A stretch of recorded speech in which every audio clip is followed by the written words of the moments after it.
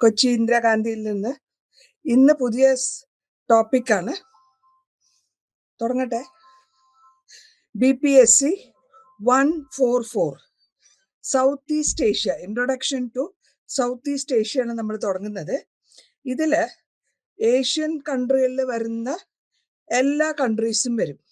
അപ്പൊ ഇതില് എങ്ങനെയായിരുന്നു നമ്മുടെ ഇന്ത്യ, എങ്ങനെയാണ് പാകിസ്ഥാൻ ഉണ്ടായത്, എങ്ങനെയാണ് ഓരോ റീജിയൻ വൈസ് ആണ് ഇത് വരുന്നത്.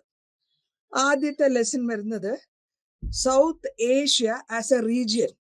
റീജിയൻ എന്ന് പറയുമ്പോൾ നമ്മൾ എന്താ ഉദ്ദേശിക്കുന്നത്? ഒരു ലാൻഡ് മാസ്, അത് കുറെ ആൾക്കാരുണ്ടാവും, കുറെ നേഷൻസ് ഉണ്ടാവും.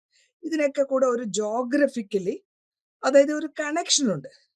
ഈ കണക്ഷന് ഹിസ്റ്റോറിക്കലായിട്ടും സിവിലൈസേഷൻ ലിങ്ക്സും ഓവർലാപ്പ് ചെയ്യുന്നുണ്ട്, ലിംഗ്വിസ്റ്റിക്സും ഉണ്ട്, കൾച്ചറൽ ആയിട്ടുള്ള ഐഡന്റിറ്റിയും അത് എങ്ങനെയാണ് ഒരു എന്താ പറയാ ഒരു റീജിയണൽ കോഓപ്പറേഷൻ എങ്ങനെ കൊണ്ടുവന്നു, ഇതിനെ പറ്റിയാണ് നമ്മൾ കൂടുതലായിട്ടും പഠിക്കാൻ പോകുന്നത്. അങ്ങനെ വരുമ്പോ ഒരു റീജിയനിൽ നിന്ന് ഇപ്പോ ഫോർ എക്സാമ്പിൾ നമ്മളിപ്പോ എറണാകുളത്ത് സംസാരിക്കുന്ന മലയാളം ഭാഷയുടെ സ്ലാങ് വ്യത്യാസമുണ്ട് കാലിക്കറ്റിലോ കണ്ണൂരിലോ തൃശ്ശൂരിലോ തിരുവനന്തപുരത്തോ സംസാരിക്കുമ്പോൾ. അപ്പോൾ ഇതിന് ഡിസ്റ്റിങ്ക്റ്റ് ആയിട്ട് ഓരോ റീജിയനും അതിൻ്റെതായ ഒരു പ്രാധാന്യം ഉണ്ടാവും, അതിൻ്റെതായ പ്രാധാന്യത്തിന് കാരണങ്ങളും ഉണ്ട്. അപ്പൊ ഇത് നമ്മൾ വളരെ ക്ലിയർ ആയിട്ടാണ്, ഇത്തിരി സ്ലോ ആയിട്ട് ലെസൺ പോവാൻ പറ്റുള്ളൂ. അതുകൊണ്ട് നമ്മൾ എക്സ്പ്ലെയിൻ ചെയ്ത് പോകുമ്പോൾ നിങ്ങൾ എന്താ ചെയ്യേണ്ടത് വെച്ചാൽ ഈ ബുക്സ് നിങ്ങളുടെ കയ്യിൽ സ്റ്റഡി മെറ്റീരിയൽ ഉണ്ടെങ്കിൽ വായിക്കണം. നല്ലപോലെ മനസ്സിരുത്തി വായിച്ചു കഴിഞ്ഞാൽ അതിനെപ്പറ്റി കുറച്ചുകൂടെ കാര്യമായിട്ട് നിങ്ങൾക്ക് മനസ്സിലാവും. അടുത്ത സ്ലൈഡ് നമ്മൾ പറയുന്നത് സൗത്ത് ഏഷ്യ ജോഗ്രഫി. ജോഗ്രഫി എന്ന് പറഞ്ഞാൽ ഭൂഖണ്ഡത്തിന്റെ ഇന്റേണലും എക്സ്റ്റേണലും ഓരോ രാജ്യത്തിന്റെ ലാപ്പിംഗ് ആണ്. അല്ലെങ്കിൽ ഇപ്പോ ഇങ്ങനെ പോയി ഒരു ജോഗ്രഫിക്കലി അല്ലെങ്കിൽ ഭൂമിശാസ്ത്രപരമായി ഒന്നിനൊന്ന് തൊട്ട് പോയിക്കൊണ്ടിരിക്കും. ഇത് തന്നെയാണ് ലാംഗ്വേജ് വൈസും വരുന്നത്, കൾച്ചറൽ വൈസും വരുന്നത്. അപ്പോ സൗത്ത് ഏഷ്യ എന്ന് പറയുമ്പോൾ കോമൺ ആയിട്ടുള്ള ഒരു ലിങ്ക് ആയിരിക്കും ഇവിടെ ഉദ്ദേശിക്കുന്നതിന്റെ അർത്ഥം. കാരണം നമ്മളിപ്പോ യൂറോപ്പ് എടുക്കുകയാണെങ്കിൽ ജർമ്മനി, അതിൻ്റെ അടുത്തുള്ള ഫ്രാൻസ്, ഇംഗ്ലണ്ട്, അതൊക്കെ വരുമ്പോഴത്തേക്ക് ഒരു യൂറോപ്യൻ ജോഗ്രഫിയാണ്. അവിടുത്തെ ക്ലൈമറ്റ് സിമിലർ ആയിരിക്കും, കുറെ വിധത്തിൽ അവളുടെ കൾച്ചറും സിമിലർ ആയിരിക്കും, ഭാഷകൾക്ക് വ്യത്യാസം ഉണ്ടാവും, എന്നാലും ഒരു ലിങ്ക് ഉണ്ടാവും, ഒരു കോമൺ ആയിട്ടുള്ള ഒരു മെത്തേഡ് ഉണ്ടാവും. അപ്പൊ അങ്ങനെ വരുമ്പോൾ അതേമാതിരി തന്നെയാണ് ഇവിടെ സൗത്ത് ഈസ്റ്റ് ഏഷ്യയിൽ വരുന്നത്. സൗത്ത് ഈസ്റ്റ് ഏഷ്യ എന്ന് പറയുമ്പോഴത്തെ ഏഷ്യ ഭൂഖണ്ഡം അതാണ് ഉദ്ദേശിക്കുന്നത്. ഇതിലെ പല കൺട്രീസും വരുന്നുണ്ട്. ഇന്ത്യ മാത്രമല്ല ഏഷ്യ എന്ന് പറയുന്നത്. ബംഗ്ലാദേശ് ഉണ്ട്, ഭൂട്ടാൻ ഉണ്ട്, മാൽദീവ്സ് ഉണ്ട്, നേപ്പാൾ ഉണ്ട്, പാകിസ്ഥാൻ ഉണ്ട്, ശ്രീലങ്ക ഉണ്ട്, അഫ്ഗാനിസ്ഥാൻ ഉണ്ട്. ഇതൊക്കെ വരുന്നത് മേജർ ആയിട്ട് നമ്മൾ ഏഷ്യയില്. ഇതൊക്കെ ഇപ്പൊ നമ്മള് നേരത്തെ കാലത്തെ ഹിസ്റ്ററിയിൽ പഠിച്ചിട്ടുണ്ട്, ഭാരതം എന്നായിരുന്നു, ഇന്ത്യയിലെ ഭാരതം എന്നായിരുന്നു. പക്ഷെ ഇന്ത്യ സ്വാതന്ത്ര്യം കിട്ടുന്ന സമയത്താണ് ഈ പാകിസ്ഥാൻ എന്ന് പറയുന്ന ഒരു നേഷൻ തന്നെ ഡെവലപ്പ് ആവുന്നത്. അതേമാതിരി തന്നെ ബംഗ്ലാദേശ്, അതേമാതിരി തന്നെ ഭൂട്ടാൻ, നേപ്പാളൊക്കെ ഹിമാലയൻ മൗണ്ടൻ റേഞ്ചിന്റെ താഴെ വരുന്ന ഒരു ഭൂഖണ്ഡം. അപ്പോ ഇവിടെ നമ്മൾ മനസ്സിലാക്കേണ്ടത് പല വിധത്തിലുള്ള കാരണങ്ങളുണ്ട്. ഈ ജോഗ്രഫിക്കലി സൗത്ത് ഏഷ്യയുടെ ജോഗ്രഫിക്കലി ഇതൊക്കെ സിമിലാരിറ്റീസ് ഉള്ള കൺട്രികളാണ്. അതിനനുസരിച്ചിട്ടാണ് നമുക്ക് പോകേണ്ടത്. ഓക്കെ, അടുത്ത സ്ലൈഡിൽ നമ്മൾ കാണുന്നത് ഇതിനെ എന്തുകൊണ്ട് നമ്മൾ ഇന്ത്യൻ സബ് കോണ്ടിനെന്റ് എന്ന് വിളിക്കുന്നു. ഇന്ത്യൻ സബ് കോണ്ടിനെന്റ് എന്ന് പറയുമ്പോൾ മേജർ ആയിട്ടുള്ള ഒരു ഏരിയ ആണ് ഇന്ത്യ. അതിന്റെ കോണ്ടിനെന്റൽ പ്രസൻസ് ആണ് നമ്മൾ അതിനെ ഇന്ത്യൻ സബ് കോണ്ടിനെന്റ് എന്ന് പറയുന്നത്. അപ്പൊ ഈ സബ് കോണ്ടിനെന്റിന്റെ കൂടെ തന്നെ ഈ സൗത്ത് ഏഷ്യയില് പല ലിങ്ക്സും പല രാജ്യങ്ങളും തൊട്ടടുത്ത് കിടക്കുന്നത് കൊണ്ടും സിമിലാരിറ്റി ഉള്ളത് കൊണ്ടും ഇതിനാണ് ഇന്ത്യയുടെ സബ് കോണ്ടിനെന്റിനാണ് കൂടുതൽ നമ്മൾ പ്രാധാന്യം കൊടുത്തിട്ടുള്ളത്. ഈ സൗത്ത് ഏഷ്യയില് നമ്മളെ ഏരിയ വൈസ് പഠിച്ചു വരുമ്പോൾ സൗത്ത് വെസ്റ്റിൽ നിന്ന് നമുക്ക് എന്തൊക്കെ വന്നിട്ടുണ്ടോ, നമ്മൾ ഇന്ത്യ ചരിത്രം പഠിക്കുമ്പോൾ പഠിച്ചിട്ടുണ്ട്. ഈ ട്രേഡ് കാരണം, ബിസിനസ് കാരണം അല്ലെങ്കിൽ ട്രേഡ് കാരണം പല വെസ്റ്റേൺ കൺട്രികളിലും അവര് ഇവിടെ നിന്ന് വന്ന് ഇവിടെ താമസിക്കുകയും ഇവിടെ നിന്ന് സാധനങ്ങൾ അങ്ങോട്ടും ഇങ്ങോട്ടും കൊണ്ടുപോവുകയും, അപ്പൊ ബിസിനസ് ഡെവലപ്മെന്റ് വന്ന് അവരുടെ കൾച്ചറും നമ്മുടെ കൾച്ചറും തമ്മിൽ ഒരു ഒരു മെർജ് ആകുകയും അതിൽ കൂടെ ആ റീജിയൻ അതിൻ്റെതായ കാൽക്കുലേഷൻസും അതിൻ്റെതായ വ്യത്യാസങ്ങളും കാണുന്നുണ്ട്. അപ്പോൾ ഈ വ്യത്യാസങ്ങൾ നമ്മൾ എങ്ങനെ മനസ്സിലാക്കാം എന്ന് വെച്ചാൽ, നമ്മുടെ ചരിത്രപരമായിട്ട് എടുത്തു നോക്കുമ്പോൾ എന്തുകൊണ്ടാണ് ഇന്ത്യൻ കൾച്ചർ വ്യത്യാസം, എങ്ങനെ വ്യത്യാസം, എന്തുകൊണ്ട് ഇത് മെർജായിട്ടും അത് ഇപ്പോഴും സ്റ്റെബിലൈസ് ആയിട്ട് അല്ലെങ്കിൽ ഒറ്റയ്ക്ക് അത് നിൽക്കുന്നു. കാരണം അത്രത്തോളം അടിത്തറ ഉറച്ചിട്ടുള്ള ഒരു കൾച്ചറാണ് ഇന്ത്യൻ കൾച്ചർ. അതേമാതിരി ഫിലോസഫിക്കൽ തോട്ടും നമുക്ക് അതുമാതിരി ഉണ്ട്. അപ്പോൾ ഇന്ത്യയിൽ വരികയും ഇന്ത്യയുടെ ബിസിനസ്സിന് വേണ്ടിയിട്ട് വന്നാലും ശരി, റീജിയൻ ആയിട്ട് ഡെവലപ്മെന്റ് ആയാലും ശരി, ഇന്ത്യൻ തോട്ടും ഇന്ത്യൻ കൾച്ചറിനും അതിന്റെ പുരാതന കാലം തൊട്ടുള്ള ഒരു സമ്മർദ്ദം അല്ലെങ്കിൽ ഒരു എസ്റ്റാബ്ലിഷ്മെന്റ്, അത് നമുക്ക് ഇവിടെ എടുത്തു പറയാണ്ടിരിക്കാൻ പറ്റില്ല. ഇവിടെ ഈ ടേമില് നമ്മൾ ഒരു ടേം റുട്ടീനായിട്ട് പറയാറുള്ളത്, റീജിയണൽ ആയിട്ട് മൾട്ടിലാറ്ററൽ ഇൻസ്റ്റിറ്റ്യൂഷൻസ് അല്ലെങ്കിൽ IMFO, വേൾഡോ, south east Asian association, regional cooperation ഉണ്ട്, സാർക്ക് എന്ന് പറയും. അപ്പോൾ സൗത്ത് ഏഷ്യൻ റീജിയൻസിന്റെ ഇതാണ് ഷോർട്ട് ഫോം ആണ് സാർക്ക് എന്ന് പറയാം. നമ്മൾ സാധാരണ ഇവിടെ നമ്മൾ പല സമയത്തും പേപ്പറിൽ കാണാറുണ്ട്, സാർക്ക് സമ്മിറ്റ് നടത്തുന്നു. അതായത് സൗത്ത് ഈസ്റ്റ് ഏഷ്യയിലുള്ള പ്രധാനമന്ത്രിമാരോ അല്ലെങ്കിൽ രാജാവോ, അത് പ്രോബ്ലം ഒരേ സിമിലർ പ്രോബ്ലം ആയതുകൊണ്ട് അവര് അതിൻ്റെതായുള്ള ഒരു കോഓപ്പറേഷൻ ഉണ്ടാക്കി പരസ്പരം ഞങ്ങൾ സഹകരിച്ച് സന്തോഷത്തോടെ ജീവിക്കാനുള്ള ഒരു മാർഗം തിരയുക എന്നുള്ളതാണ് ഇത് കൂടെ നമ്മൾ ഉദ്ദേശിക്കുന്നത്. അപ്പോൾ ആ സൗത്ത് ഈസ്റ്റ് ഏഷ്യയില് ഇങ്ങനത്തെ ഒരു സാർക്ക് സമ്മിറ്റ് നടത്തിയിട്ട് ഓരോ രാജ്യത്തിന്റെയും തലവന്മാര് ഇരുന്ന് ഡിസ്കസ് ചെയ്യും. അവരുടെ നാട്ടിൽ അവരെ ഫേസ് ചെയ്യുന്ന പ്രോബ്ലംസ് ഡിസ്കസ് ചെയ്ത് അതിന് എന്ത് സൊല്യൂഷൻ കണ്ടുപിടിക്കാം അല്ലെങ്കിൽ എങ്ങനെ അതിനെ സോൾവ് ചെയ്യാം എന്നുള്ളതൊക്കെയാണ് അവർ കണ്ടുപിടിക്കുന്നത്. സൗത്ത് ഏഷ്യയിലെ ഏറ്റവും വളരെ പോപ്പുലർ ആയിട്ടുള്ളതും നമുക്കിവിടെ നമ്മൾ വെസ്റ്റേൺ കൺട്രീനെയും വെസ്റ്റിനെയും Europe, England, France, Germany, Czechoslovakia ഇതൊക്കെ കാൽക്കുലേറ്റ് ചെയ്ത് നോക്കുമ്പോൾ അവിടുത്തെ കണ്ടീഷൻസ് അനുസരിച്ച് അവിടെ പോപ്പുലേഷൻസ് കുറവാണ്, അതല്ലെങ്കിൽ ജനസംഖ്യ കുറവാണ്. പക്ഷെ ഏഷ്യൻ കൺട്രിയെ നോക്കുമ്പോൾ നമ്മൾ കമ്പയർ ചെയ്യുമ്പോൾ വെസ്റ്റേൺ കൺട്രിയും ഏഷ്യയുമായിട്ട് കമ്പയർ ചെയ്യുമ്പോൾ ഇവിടെ ജനസംഖ്യ കൂടുതലാണ്. വേൾഡിലെ തന്നെ 4ാമത്തെ ജനസംഖ്യ എന്ന് പറയാം. നമുക്ക് ചൈനയുണ്ടല്ലോ, ഏറ്റവും കൂടുതൽ ജനസംഖ്യ ഉള്ളത് ചൈനയാണ്. അത് കഴിഞ്ഞാൽ തൊട്ട് പിന്നാലെ ഇന്ത്യയുണ്ട്. അപ്പോൾ ഈ പ്രശ്നം, അതായത്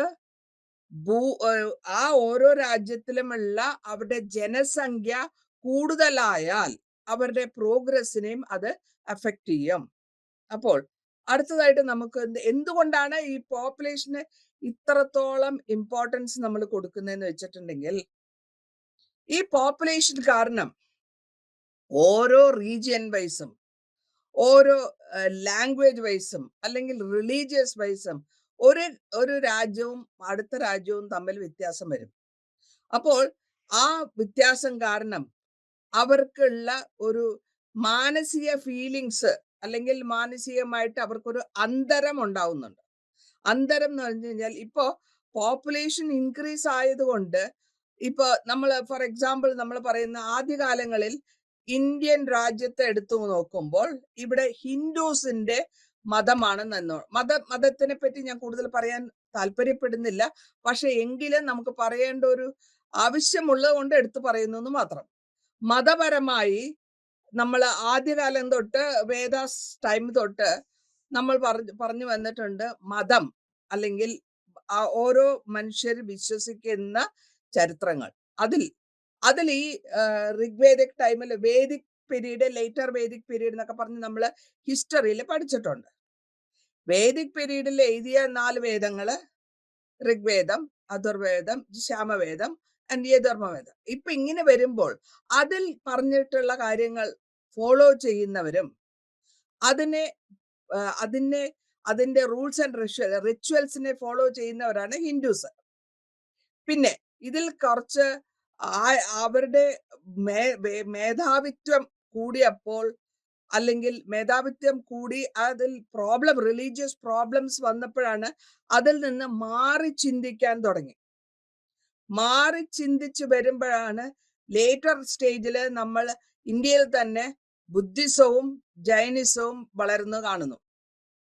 ഈ ബുദ്ധിസവും ജൈനിസവും വളർന്ന പ്രകാരം അതിന്റെ വെച്ചിട്ട് അതിൽ കുറച്ചുകൂടെ ഇതിന്റെ അടിസ്ഥാനം ഇതൊക്കെ തന്നെയാണെങ്കിൽ കൂടിയും കുറച്ചുകൂടെ സിംപ്ലിഫൈഡ് ആയിട്ടുള്ള ഒരു താരതമ്യേന ഒരു സിമ്പിൾ ആയിട്ടുള്ള ഫോമിലാണ് ജൈനിസവും ബുദ്ധിസവും പോകുന്നത്. ഹിന്ദുയിസത്തിൽ കാണുന്ന അത്രയും സ്ട്രിക്റ്റ് ആയിട്ടോ അല്ലെങ്കിൽ റിജിഡ് ആയിട്ടുള്ള സ്പിരിറ്റ്സോ അല്ലെങ്കിൽ അതിന്റെ വിശ്വാസങ്ങളോ അത് നടത്തിക്കോ ഒന്നും വരുന്നില്ല. അങ്ങനെ ഒരു ചെറിയ വ്യത്യാസം വരുന്നുണ്ട്. പക്ഷേ ഈ ജൈനിസവും ബുദ്ധിസവും ഇവിടെ ഇന്ത്യയിൽ ഉണ്ടായാൽ കൂടിയും കാലക്രമേണ അത് ഇന്ത്യയിൽ നിന്ന് മാറി അടുത്ത നെയ്ബർ രാജ്യങ്ങളായ പാകിസ്ഥാൻ, നേപ്പാളില്, ശ്രീലങ്കയില് ആണ് ഡീപ്പ് റൂട്ടഡ് ആയിട്ട് പോയത്. ഇവിടെ നിന്ന് മാറിപ്പോയി. കാരണം ഇവിടെ ഹിന്ദുയിസത്തിന്റെ ആധിപത്യം കൂടുതലാണ്. പതുക്കെ പതുക്കെ പതുക്കെ പതുക്കെ അത് മാറി അവിടെ കുറച്ചുകൂടെ ഡീപ്പ് റൂട്ടഡ് ആയി എന്ന് പറയാം. അപ്പോൾ അങ്ങനെ വരുമ്പോൾ ഇതിന്റെ ഒപ്പം തന്നെ നമ്മളുടെ ലിംഗ്വിസ്റ്റിക്സ്, ലാംഗ്വേജസ്, നമ്മൾ വേദ സമയത്ത് പഠിച്ചു സാൻസ്ക്രിറ്റ് നോളേജ് ഉള്ള ബ്രാഹ്മിൻസിനെ അത് വേദങ്ങൾ വായിക്കാൻ പറ്റുള്ളൂ. അപ്പോൾ ആ ബ്രാഹ്മണ മേധാവിത്വമുള്ളത് കൊണ്ടാണ് അവിടെ സാൻസ്ക്രിറ്റ് പഠിച്ച വേദ പണ്ഡിതന്മാര് അവർക്ക് ആവശ്യമുള്ള കാര്യങ്ങള് അല്ലെങ്കിൽ അവരെ പ്രാധാന്യം കിട്ടുന്ന വിധത്തിൽ അവരതിനെ ഇന്റർപ്രിട്ടേഷൻ ചെയ്ത് ആൾക്കാരെ എക്സ്പ്ലോയിറ്റ് ചെയ്യാൻ തുടങ്ങി. അതായിരുന്നു ഈ കാലഘട്ടത്തിൽ പ്രാധാന്യമായിട്ടും മാറി ചിന്തിക്കാനുള്ള ഒരു കാരണം. ഇത് കഴിഞ്ഞതിന് ശേഷം നമ്മൾ നോക്കുമ്പോൾ ഓരോ രാജ്യവും അതിൻ്റെതായ വ്യത്യാസം കൊണ്ട് ഡിസ്റ്റിങ്ക്റ്റ് ആയിട്ട് നോർത്തേൺ ബെൽറ്റ്, ഇപ്പൊ നമ്മൾ ഇന്ത്യ എടുക്കുകയാണെങ്കിൽ ഇന്ത്യ ഭൂകമ്പം ഇന്ത്യൻ ഭൂപടം എടുത്താൽ, ആദ്യകാലത്തെ ഭൂപടം എടുത്താൽ അത് വെസ്റ്റില് നമ്മൾ നോക്കിയാൽ ഇപ്പൊ ഇങ്ങനെ പടർന്ന് ഇങ്ങനെ ഭാരത് എന്നുള്ളത് ഈ വെസ്റ്റേൺ സൈഡ് തൊട്ട് ഇങ്ങനെ വലിയ ഒരു ഭൂഖണ്ഡമായിട്ടാണ് കാണുന്നത്. അതിൽ നമ്മൾ കാര്യമായിട്ട് കാണുന്നത് ഹിമാലയൻ ബെൽറ്റ്, സദേൺ പെനിൻസുല, ഈ ട്രയാങ്കുലർ ഷേപ്പില്, അല്ലെങ്കിൽ നമുക്ക് പറയാം പെനിൻസുല, സദേൺ പെനിൻസുല. ഐലൻഡ് എന്ന് വെച്ചാൽ 4 വശവും വെള്ളം ചുറ്റപ്പെട്ടത്.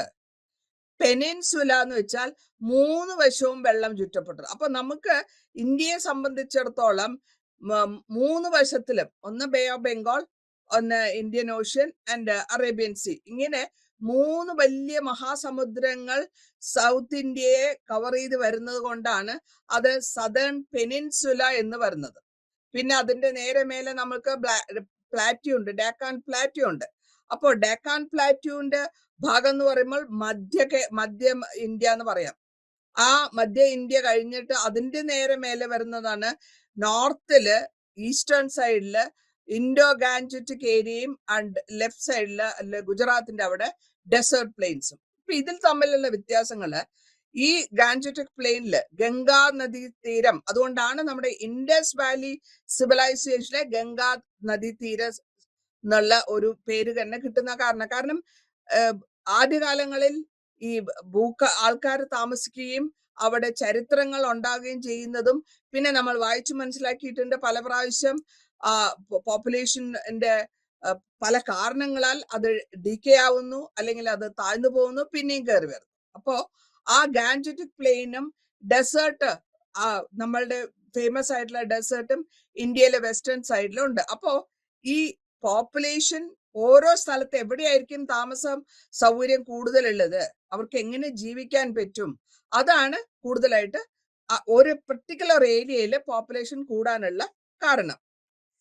ഇനി ഫീച്ചേഴ്സ്, ഇവിടെ ഇന്ത്യൻ ഫീച്ചേഴ്സിൽ 3 ഫീച്ചേഴ്സ് നമ്മൾ പ്രത്യേകമായിട്ട് പറഞ്ഞു. ഞാൻ പറഞ്ഞു സൗത്ത് ഈസ്റ്റ് ഏഷ്യയില് നമ്മൾ ജോഗ്രഫിക്കൽ ടെംപ്ലേറ്റ് ആണ് ഉദ്ദേശിക്കുന്നത്. ഐലൻഡ് സ്റ്റേറ്റ് എന്ന് പറയുന്നത് ശ്രീലങ്ക നമ്മുടെ സൗത്തില് ഓൺ ദ സൈഡിൽ വരുന്ന ശ്രീലങ്കയും മാൽദീവ്സും ഇന്റർലോക്ഡ് സ്റ്റേറ്റ്സ് ആണ്. അതേമാതിരി ഐലൻഡ്സ് ആണ്. അതിന് ചുറ്റും ശ്രീലങ്കയ്ക്ക് ചുറ്റും മാൽദീവ്സ് ചുറ്റും കടലാണ്. പല കടലുകൾ ഇങ്ങനെ ചുറ്റപ്പെട്ട് കടലാൽ അല്ലെങ്കിൽ സമുദ്രത്താൽ ചുറ്റപ്പെട്ട് കിടക്കുന്നതാണ് ഐലൻഡ്. പെനിൻസുലയിൽ വരുമ്പോൾ 3 സൈഡ് വെള്ളവും അല്ലെങ്കിൽ കടലും 4ാമത്തെ സൈഡ് കരയുമായിട്ട് ചേർന്ന് അങ്ങനെ പോകുന്നു. അതാണ് സ്പെഷ്യൽ ആയിട്ടുള്ള ഫീച്ചർ. അപ്പോൾ ഇവിടെ നമ്മൾ കാണേണ്ടത് ഇമേജ് ഇന്റർസെക്ഷനിൽ ഇവിടെ അഫ്ഗാനിസ്ഥാൻ, നേപ്പാൾ, ഭൂട്ടാൻ, അതായത് ഇന്ത്യ ഭൂപടം എടുത്താൽ ഭൂട്ടാൻ, നേപ്പാൾ, അഫ്ഗാനിസ്ഥാൻ ഈ ഭാഗങ്ങളൊക്കെ ഇന്റർലോക്ക് ചെയ്ത സ്റ്റേറ്റുകളാണ്. അതായത് ഇങ്ങനെ ഒന്നിൽ നിന്ന് ഒന്ന് അതിങ്ങനെ മെർജായി വരുന്നതിനെയാണ് നമ്മൾ ഇന്റർലോക്ക് എന്ന് പറയാം. അപ്പൊ അങ്ങനെ വരുമ്പോൾ ഈ ഹിമാലയൻ മൗണ്ടൻ റീജിയൻസിന്റെ താഴെ ഹിമാലയത്തിന്റെ അടിവാരത്ത് ഉണ്ടായ നാടുകളാണ് നേപ്പാളും ഭൂട്ടാനും അഫ്ഗാനിസ്ഥാനൊക്കെ. അപ്പൊ അതിങ്ങനെ മെർജായിട്ട് വരികയാണ്. മെർജായിട്ട് വരുമ്പോഴും അവർക്കും എന്തുകൊണ്ടാണ് നമ്മൾ ചരിത്രത്തിൽ ഞാൻ വായിച്ചിട്ടുണ്ടായിരുന്നു, ഈവൻ ഈ ഹിമാലയൻ മൗണ്ടൻ റേഞ്ചസ് വന്നിട്ട് ഒരു കടലിൽ നമുക്ക് പ്ലേറ്റ്യൂസ് ഉണ്ട്. ഈ പാലിന്റെ മേലെ ആട പൊങ്ങിക്കിടക്കുന്ന മാതിരിയാണ് നമ്മളുടെ land surface on the water. അപ്പോൾ അതിങ്ങനെ വരുമ്പോൾ അതിങ്ങനെ പണ്ട് ആദ്യകാലങ്ങളിൽ ഇത്രയും ഹിമാലയൻ മൗണ്ടൻസ്, അതായത് കുറച്ചുകൂടെ താഴെയായിരുന്ന ഇന്ത്യ സമുദ്രത്തിലായിരുന്നത് ഇങ്ങനെ കയറി വന്ന് അതിങ്ങനെ മെർജായി അങ്ങനെ ആ കടല് സമാന്തരപ്പെട്ട് അല്ലെങ്കിൽ മല മാതിരി പൊങ്ങി വരികയും അത് ഫ്രോസൺ ആവുകയും ചെയ്തിട്ടാണ് ഹിമാലയൻ മൗണ്ടൻ ഉണ്ടായതെന്ന് ഞാൻ ഒരു പുസ്തകത്തിൽ വായിച്ചു. ആയിരിക്കാം. വർഷങ്ങളോളം സമയം എടുത്താലേ അല്ലെങ്കിൽ യുഗങ്ങൾ കഴിഞ്ഞാലേ അങ്ങനത്തെ ഒരു ഫീച്ചറിലേക്ക് വരുന്നുള്ളൂ. അടുത്തതായിട്ട് നമ്മൾ നോക്കുന്നത് ഏതൊക്കെ കൺട്രികളാണ് പരസ്പരം ഷെയർ ചെയ്യുന്നത്. ഷെയർ ചെയ്യുന്ന പറയുമ്പോഴത്തേക്കും അവരുടെ രാജ്യങ്ങൾ തമ്മിലുള്ള ഷെയറും അതേമാതിരി വാട്ടർ ഷെയറും. ഈ cross country river water share ഇന്ത്യയും പാകിസ്ഥാനും, ബിക്കോസ് അത് എങ്ങനെയാന്ന് വെച്ചാല് ഗംഗ ഇങ്ങനെ ഇറങ്ങി വന്ന് അതിങ്ങനെ ഒഴുകി, വെള്ളം എപ്പോഴും താഴോട്ടാണ് ഒഴുകുന്നത്. ഈ താഴോട്ട് ഒഴുകുമ്പോൾ അതിനെ നമുക്ക് പിടിച്ചു നിർത്താൻ പറ്റില്ല, അതെങ്ങനെ ഒഴുകി പൊയ്ക്കൊണ്ടിരിക്കുകയാണ്. അപ്പൊ റിവർ വാട്ടർ ഇത് ബംഗ്ലാദേശാണ് അല്ലെങ്കിൽ ഇത് ഇന്ത്യയാണ് ഇത് പാകിസ്ഥാനാണ്, ഞാൻ ഇവിടെ ഒഴുകില്ല എന്ന് പറഞ്ഞ് നിൽക്കില്ല. വെള്ളം താഴോട്ട് ഒഴുകും.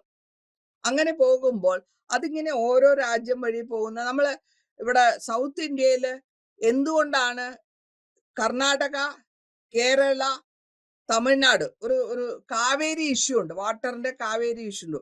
കാവേരി തുടങ്ങുന്നത് തലൈക്കാവേരി എന്ന് പറഞ്ഞിട്ട് നോർത്തിലാണ്, അല്ലെങ്കിൽ നമ്മുടെ കർണാടക റീജിയൻ ആണ്. പക്ഷെ അതിങ്ങനെ വരുന്നു. അപ്പൊ ആ പ്രശ്നം ഇപ്പോഴും പോയിക്കൊണ്ടിരിക്കുകയാണ്. കാരണം ഒരു രാജ്യത്തിനും അല്ലെങ്കിൽ ഒരു പ്രത്യേകമായിട്ടുള്ള ഒരു സമൂഹത്തിന് അതിന് ഇത് ഞങ്ങളുടെ മാത്രം കുത്തകയാണെന്ന് പറഞ്ഞ് നിർത്താൻ പറ്റില്ല. അപ്പോൾ ഇവിടെ ഷെയറിങ് വരുന്നു. ബൗണ്ടറിയും ഷെയറിങ് ഉണ്ട്. ബൗണ്ടറി എന്ന് വെച്ചാൽ അതിർത്തിയുമായിട്ടുള്ള ഷെയറിങ് ഉണ്ട്.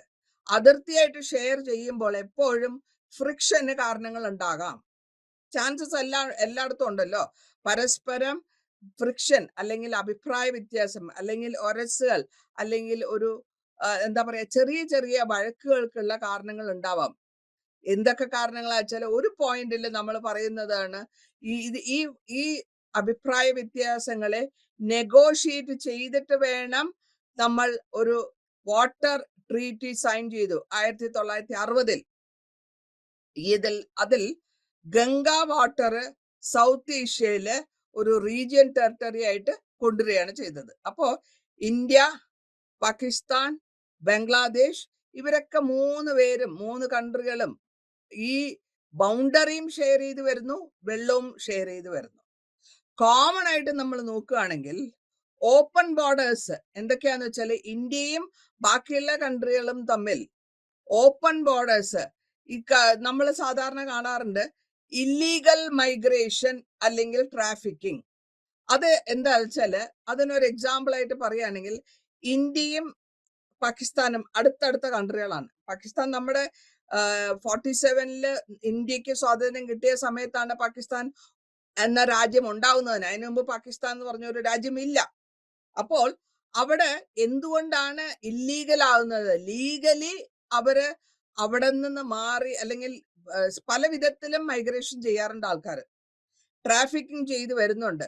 അവിടെ താമസിക്കാൻ പറ്റാത്ത ഒരു സൗകര്യം വരിക, അല്ലെങ്കിൽ അവർക്ക് പ്രശ്നങ്ങൾ ഉണ്ടാവുക, അവർക്ക് അല്ലെങ്കിൽ ഇന്ത്യയിൽ വന്ന് താമസിച്ചാൽ കൂടുതലായിട്ട് സൗകര്യങ്ങൾ കിട്ടും എന്നുള്ള ഒരു തോന്നല്, അല്ലെങ്കിൽ മതപരമായിട്ടുള്ള വിദ്വേഷം കാരണവും നമ്മൾ ഈ ടെററിസ്റ്റ് അങ്ങനെയാണല്ലോ വരുന്നത്. ക്രോസ് കൺട്രിയിൽ വരുന്നു, അവര് കരവഴിയും വരും, കടല് വഴിയും വരും. അപ്പൊ അങ്ങനെ വരുമ്പോൾ ഈ ഇല്ലീഗൽ ആയിട്ട് വരുന്ന ആൾക്കാരെയാണ് മൈഗ്രേഷൻ എന്ന് പറയാം. ഒരു സ്ഥലത്ത് നിന്ന് വേറെ സ്ഥലത്തിലേക്ക് പോകുമ്പോൾ അവരെ മൈഗ്രേഷൻ എന്ന് പറയും. അപ്പൊ അങ്ങനെ മൈഗ്രേറ്റ് ചെയ്യുന്നവർക്ക് ഉണ്ടാവുന്ന പ്രശ്നങ്ങൾ 2 നേഷൻസ് തമ്മിലുള്ള അഭിപ്രായ വ്യത്യാസത്തിന് കാരണങ്ങളാവുന്നു. ഈ അഭിപ്രായ വ്യത്യാസം അവര് മതപരമായിട്ടുണ്ടാകാം, പോളിസീസ് പ്രകാരം ഉണ്ടാവാം. നമ്മൾ കാശ്മീരിലെ ഒരു ഹിന്ദു പണ്ഡിറ്റ്, അതായത് ഇന്ത്യ ഫ്രീഡം കിട്ടുന്ന സമയത്ത് കാശ്മീർ രാജാക്കന്മാരോട് ചോദിച്ചു, ഇന്ത്യയോട് കൂടി ചേരണമോ പാകിസ്ഥാനോട് കൂടി ചേരണമോ എന്നൊരു ക്വസ്റ്റ്യൻ ഉണ്ടായിരുന്നു. അപ്പോൾ ആ സമയത്ത് ആ ഭാഗം പ്രോവിൻസ് ഭരിച്ചിരുന്ന രാജാക്കന്മാര് ഇല്ല, ഞങ്ങള് ഇന്ത്യയുടെ കൂടെ തന്നെ നിൽക്കുന്നുള്ളൂ എന്നൊരു അഭിപ്രായം ഉള്ളത് കൊണ്ടാണ് അതവിടെ കാശ്മീർ വാലി നമ്മുടെ പാർട്ടിൽ വന്നത്, അല്ലെങ്കിൽ അത് പോയേനെ. അപ്പോൾ ഇപ്പോൾ അത് അവർക്ക് വേണമെന്നുള്ള ഒരു പ്രശ്നം ഉള്ളത് കൊണ്ടും ഒരു അഭിപ്രായ വ്യത്യാസമുണ്ട്. അപ്പോൾ ഈ ബോർഡേഴ്സ് തമ്മിലെ ഡിസ്പ്യൂട്ട് അതേമാതിരി തന്നെ നമുക്ക് താഴെ ഇന്ത്യയുടെ സദേൺ സൈഡ് നോക്കുകയാണെങ്കിൽ ശ്രീലങ്കയിലും കാണാം. പാക് സ്ട്രീറ്റും തമ്മിലും ഇന്ത്യക്കും ബംഗ്ലാദേശും തമ്മിൽ ഇതൊക്കെ ഈ കാര്യങ്ങളൊക്കെ കുറച്ചുകൂടി ഡീറ്റെയിൽ ആയിട്ട് നിങ്ങൾ സെക്കൻഡ് യൂണിറ്റിൽ നമ്മൾ എക്സ്പ്ലെയിൻ ചെയ്തു വരുന്നുണ്ട്. അപ്പോൾ നമുക്ക് അവിടെ കുറച്ചുകൂടെ വിശദമായിട്ട് പരാമർശിക്കാം. ഇനി സൗത്ത് ഏഷ്യയുടെ ഹിസ്റ്ററി എന്താ നോക്കിയാല് ഇതിലെ പല കാരണങ്ങളാലും മോഡേൺ സൗത്ത് ഏഷ്യക്ക് ഒരു പൊളിറ്റിക്കൽ ആൻഡ് അഡ്മിനിസ്ട്രേറ്റീവ് സ്ട്രക്ചേഴ്സ് വരുന്നുണ്ട്. അത് ഏത് സമയത്താ വരുന്നത് വെച്ചാൽ ബ്രിട്ടീഷ് കൊളോണിയൽ റൂൾ ഉള്ള കാലത്ത്. കാരണം വരുത്തറാണ് ബ്രിട്ടീഷ് ട്രേഡേഴ്സ്.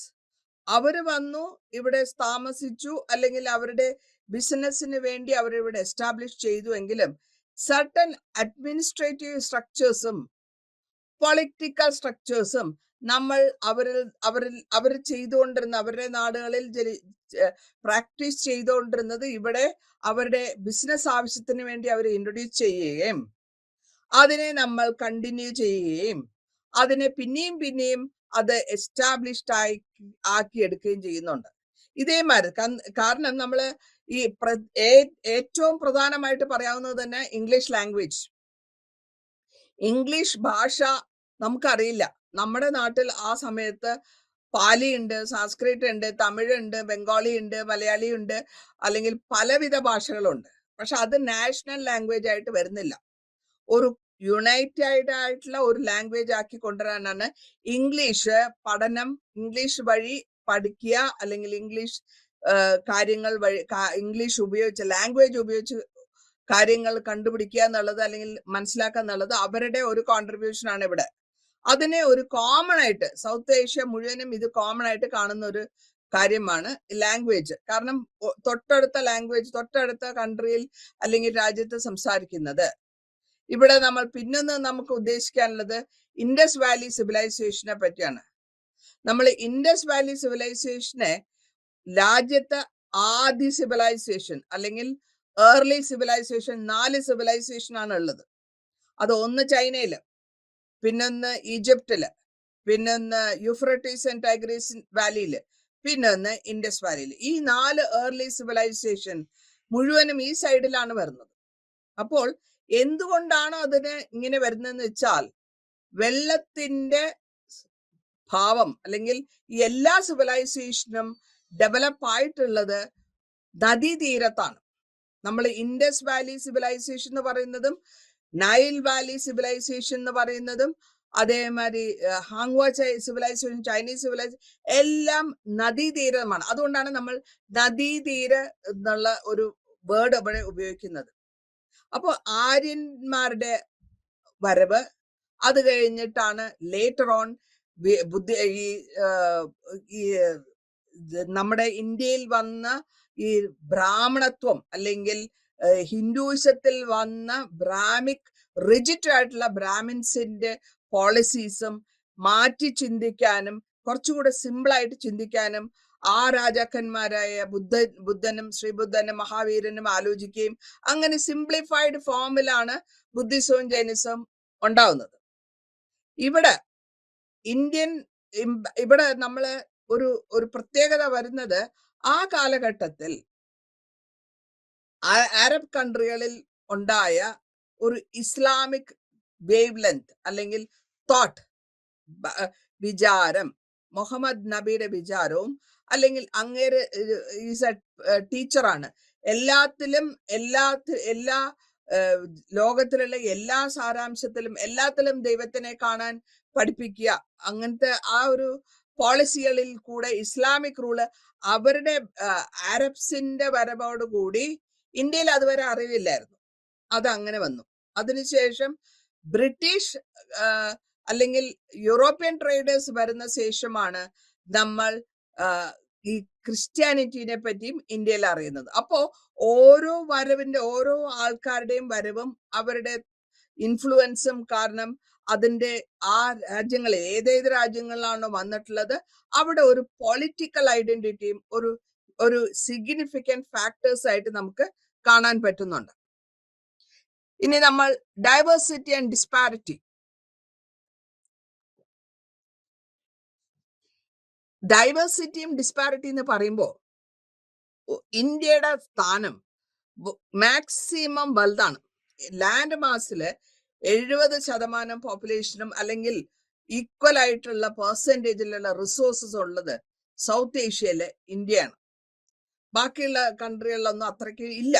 എന്നാൽ കൂടെയും അവിടെ ഒരു ഇങ്ങനെ തന്നെ വ്യത്യാസം നമ്മൾ നേരത്തെയും പഠിച്ചിട്ടുണ്ട്. നമ്മളുടെ രാജ്യത്തിലുള്ള ഇത്രയും വ്യത്യാസങ്ങൾ ഉണ്ടെങ്കിൽ കൂടെയും നമ്മൾ ഒരു വേർഡ് ഇന്ത്യൻ ചരിത്രത്തിൽ ഉപയോഗിക്കാറുണ്ട്, unity in diversity. Unity in diversity എന്ന് പറയുമ്പോൾ എന്താ ഉദ്ദേശിക്കുന്നത്?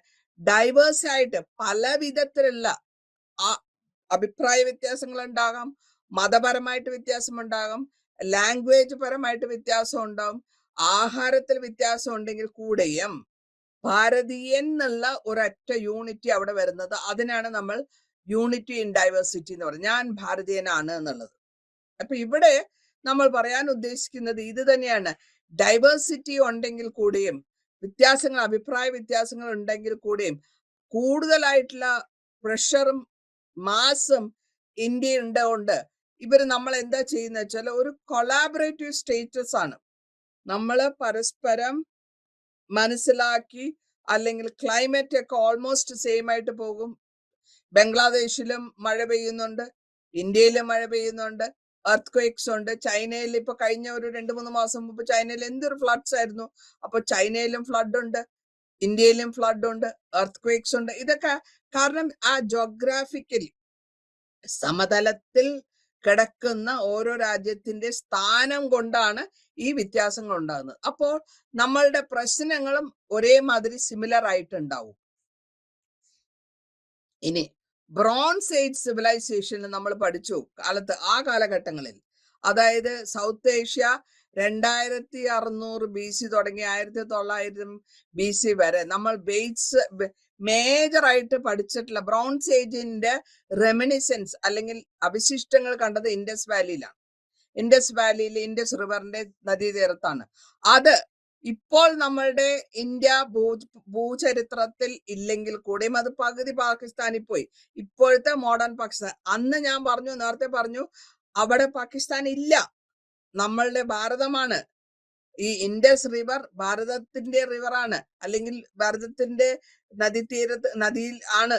പക്ഷേ 1947 നമ്മൾ എപ്പോഴാണോ ഇന്ത്യ ഫ്രീ ആയത്, അപ്പോഴാണ് ഈ വിഭജനം നടക്കുന്നത്, ഡിവിഷൻ നടക്കുന്നത്. By nation theory, 2 nation theory കൊണ്ടുവന്നു. ജിന്നയുടെ നിർബന്ധപ്രകാരം ഇന്ത്യയെ വിഭജിച്ച് പാകിസ്ഥാൻ എന്നുള്ള ഒരു പുതിയ സ്റ്റേറ്റ് ഉണ്ടാക്കുകയും, അങ്ങനെ ഉണ്ടാക്കിയ സമയത്ത് ഈ ഭാഗം, അതായത് ഇൻഡസ് വാലിയുടെ കുറച്ച് ഭാഗങ്ങളൊക്കെ അവരുടെ ഏരിയയിൽ പോവുകയും ചെയ്തിട്ടുണ്ട്. അതുകൊണ്ട് എന്താ ഈ സിവിലൈസേഷനിൽ നമ്മൾ എന്താ പഠിച്ചിട്ടുള്ളത് പ്രത്യേകമായിട്ട്?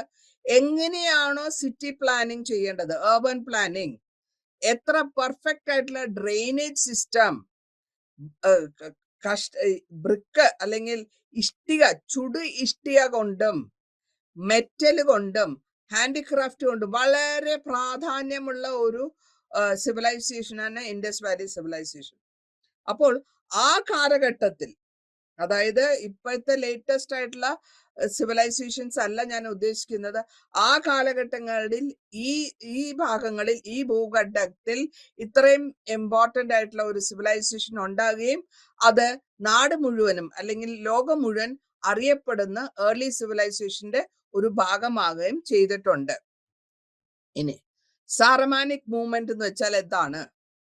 സാറമാനിക് മൂവ്മെന്റ് എന്ന് പറയുമ്പോൾ തന്നെ അറിയാം, മൂവ്മെന്റിന്റെ ഒരു ഈ ഹിന്ദുയിസത്തിൽ നിന്ന് ഒരു പതുക്കെ ഒന്ന് വ്യതിചലിക്കുക.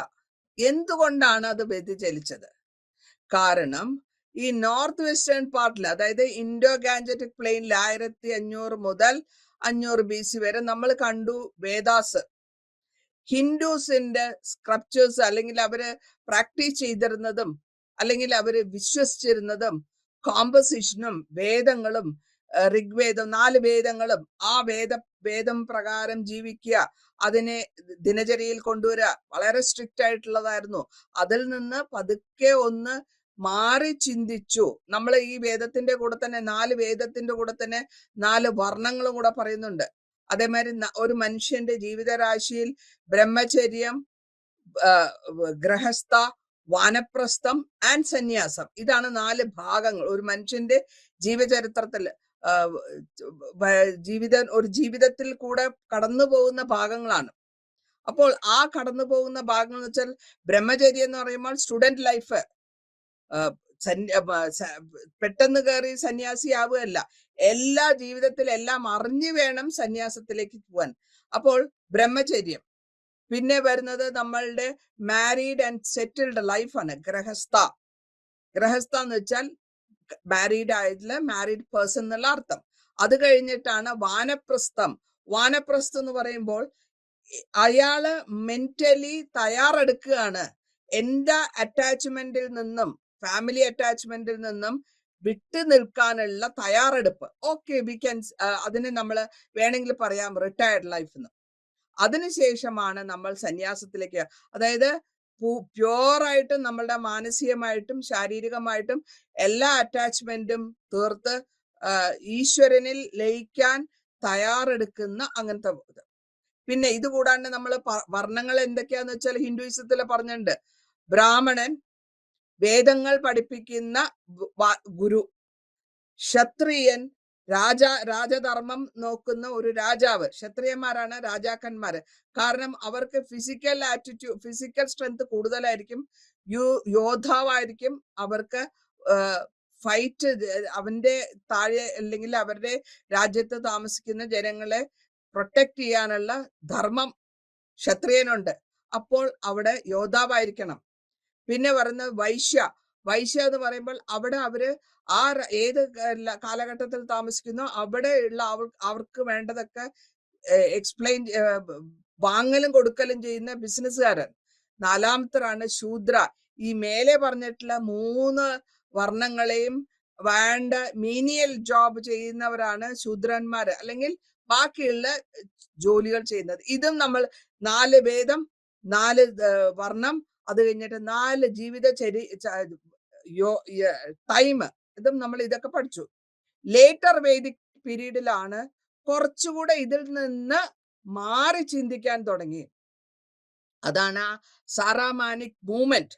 അവിടെ എന്താ വെച്ചാല് വേദത്തിനെ കൂടാണ്ട് ഇതൊന്നും ഇല്ലാണ്ട് ജൈനിസത്തിന്റെയും ബുദ്ധിസത്തിന്റെയും ഇൻഫ്ലുവൻസ് കാരണം ആലോചിച്ചിട്ട് ഇങ്ങനെ സിമ്പിളായിട്ട് ജീവിക്കാം എന്നുള്ളത് ആ സമയത്ത് ആ കാലഘട്ടത്തിൽ ഡെവലപ്പ് ആകുന്ന ഒരു മൂവ്മെന്റ് ആണ്. അതുകൊണ്ടാണ് അത് അവിടെ അങ്ങനെ പറഞ്ഞത്. വേദം വേണമെന്നില്ല. ബുദ്ധന്റെ കാലഘട്ടത്തിൽ ബുദ്ധഭിക്ഷു എന്നുള്ളത് നമ്മൾ ചണ്ടാള ഭിക്ഷുകിന്റെ ഒക്കെ കഥകൾ നമ്മൾ പഠിച്ചിട്ടുള്ളതാണ്. ഇനി ഇതെങ്ങനെ വരുന്നു? ഇസ്ലാമിക് ഇൻഫ്ലുവൻസ് വരുന്നത് അടുത്ത കാലഘട്ടത്തിൽ വരുന്നത് ഇസ്ലാമിക് ഇൻഫ്ലുവൻസ് ആണ്. ഇസ്ലാമിക് ഇൻഫ്ലുവൻസ് വരുമ്പോഴത്തേക്കും